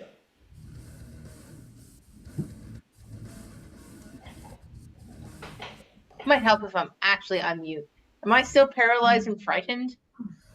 Oh, that's right. You're paralyzed and frightened. Give me a second. You may make another wisdom saving throw to try and end it at the end of your turn. Oh, this is better. 18. You are no longer frightened or paralyzed, and you are immune to the dreadful glare for 24 hours. Not including the Mummy Lord. The Mummy Lord can still try and do that to you. Ooh. Can I still stab people? No, that was the end of your turn, I'm afraid to say. Wah. Dara will just be like, yay, I'm free. Oh, yeah, no, sorry, no saving throw required. At the end of this turn, you are no longer stunned, you're no longer frightened, you're no longer paralyzed, you're good. Oh, but either way, I'm still have to wait. Yeah, this turn's still done, I'm afraid to say. That brings us to your turn, Shroud. What's the play? Okay, he's in the corner now, right? That's what we kind of said? Baby's in the corner, that's right. Yep. Okay, baby's in the corner. I'm gonna send the longsword there first, but he's like still sand, right? He's still sandy, yeah. Okay, I'm going to use my movement to like approach that corner area and like bring the longsword with me. Okay. And then I'm just gonna like be like up in his face, I guess. Yeah. Got it. And then I'm just gonna hold my action because I learned my lesson that I can't hit sand. All right, fair enough. Got it. Hang on a second. I gotta think about something. Hang on.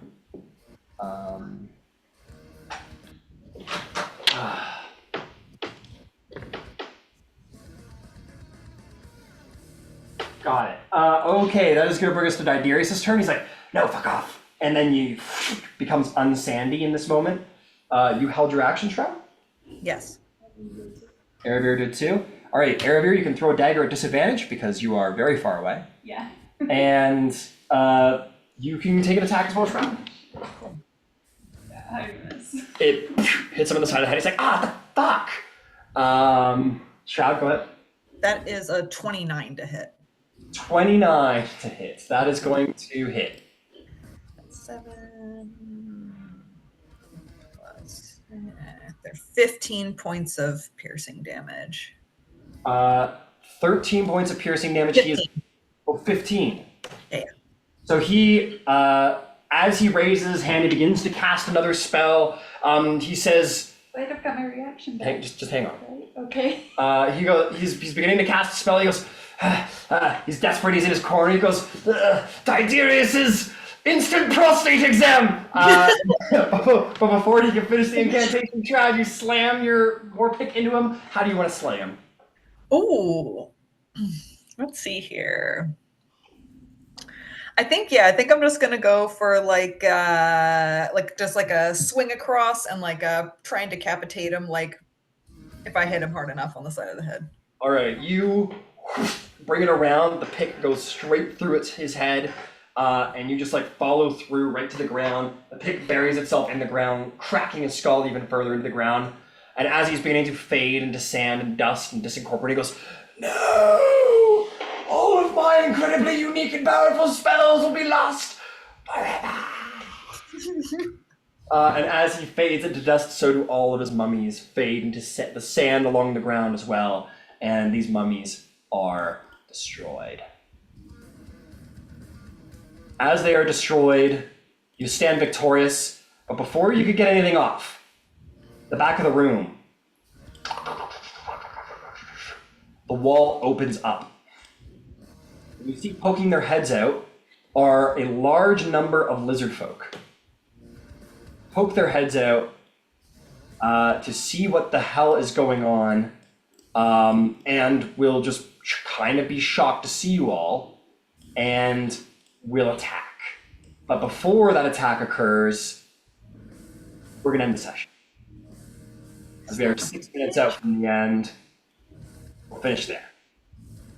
God damn it.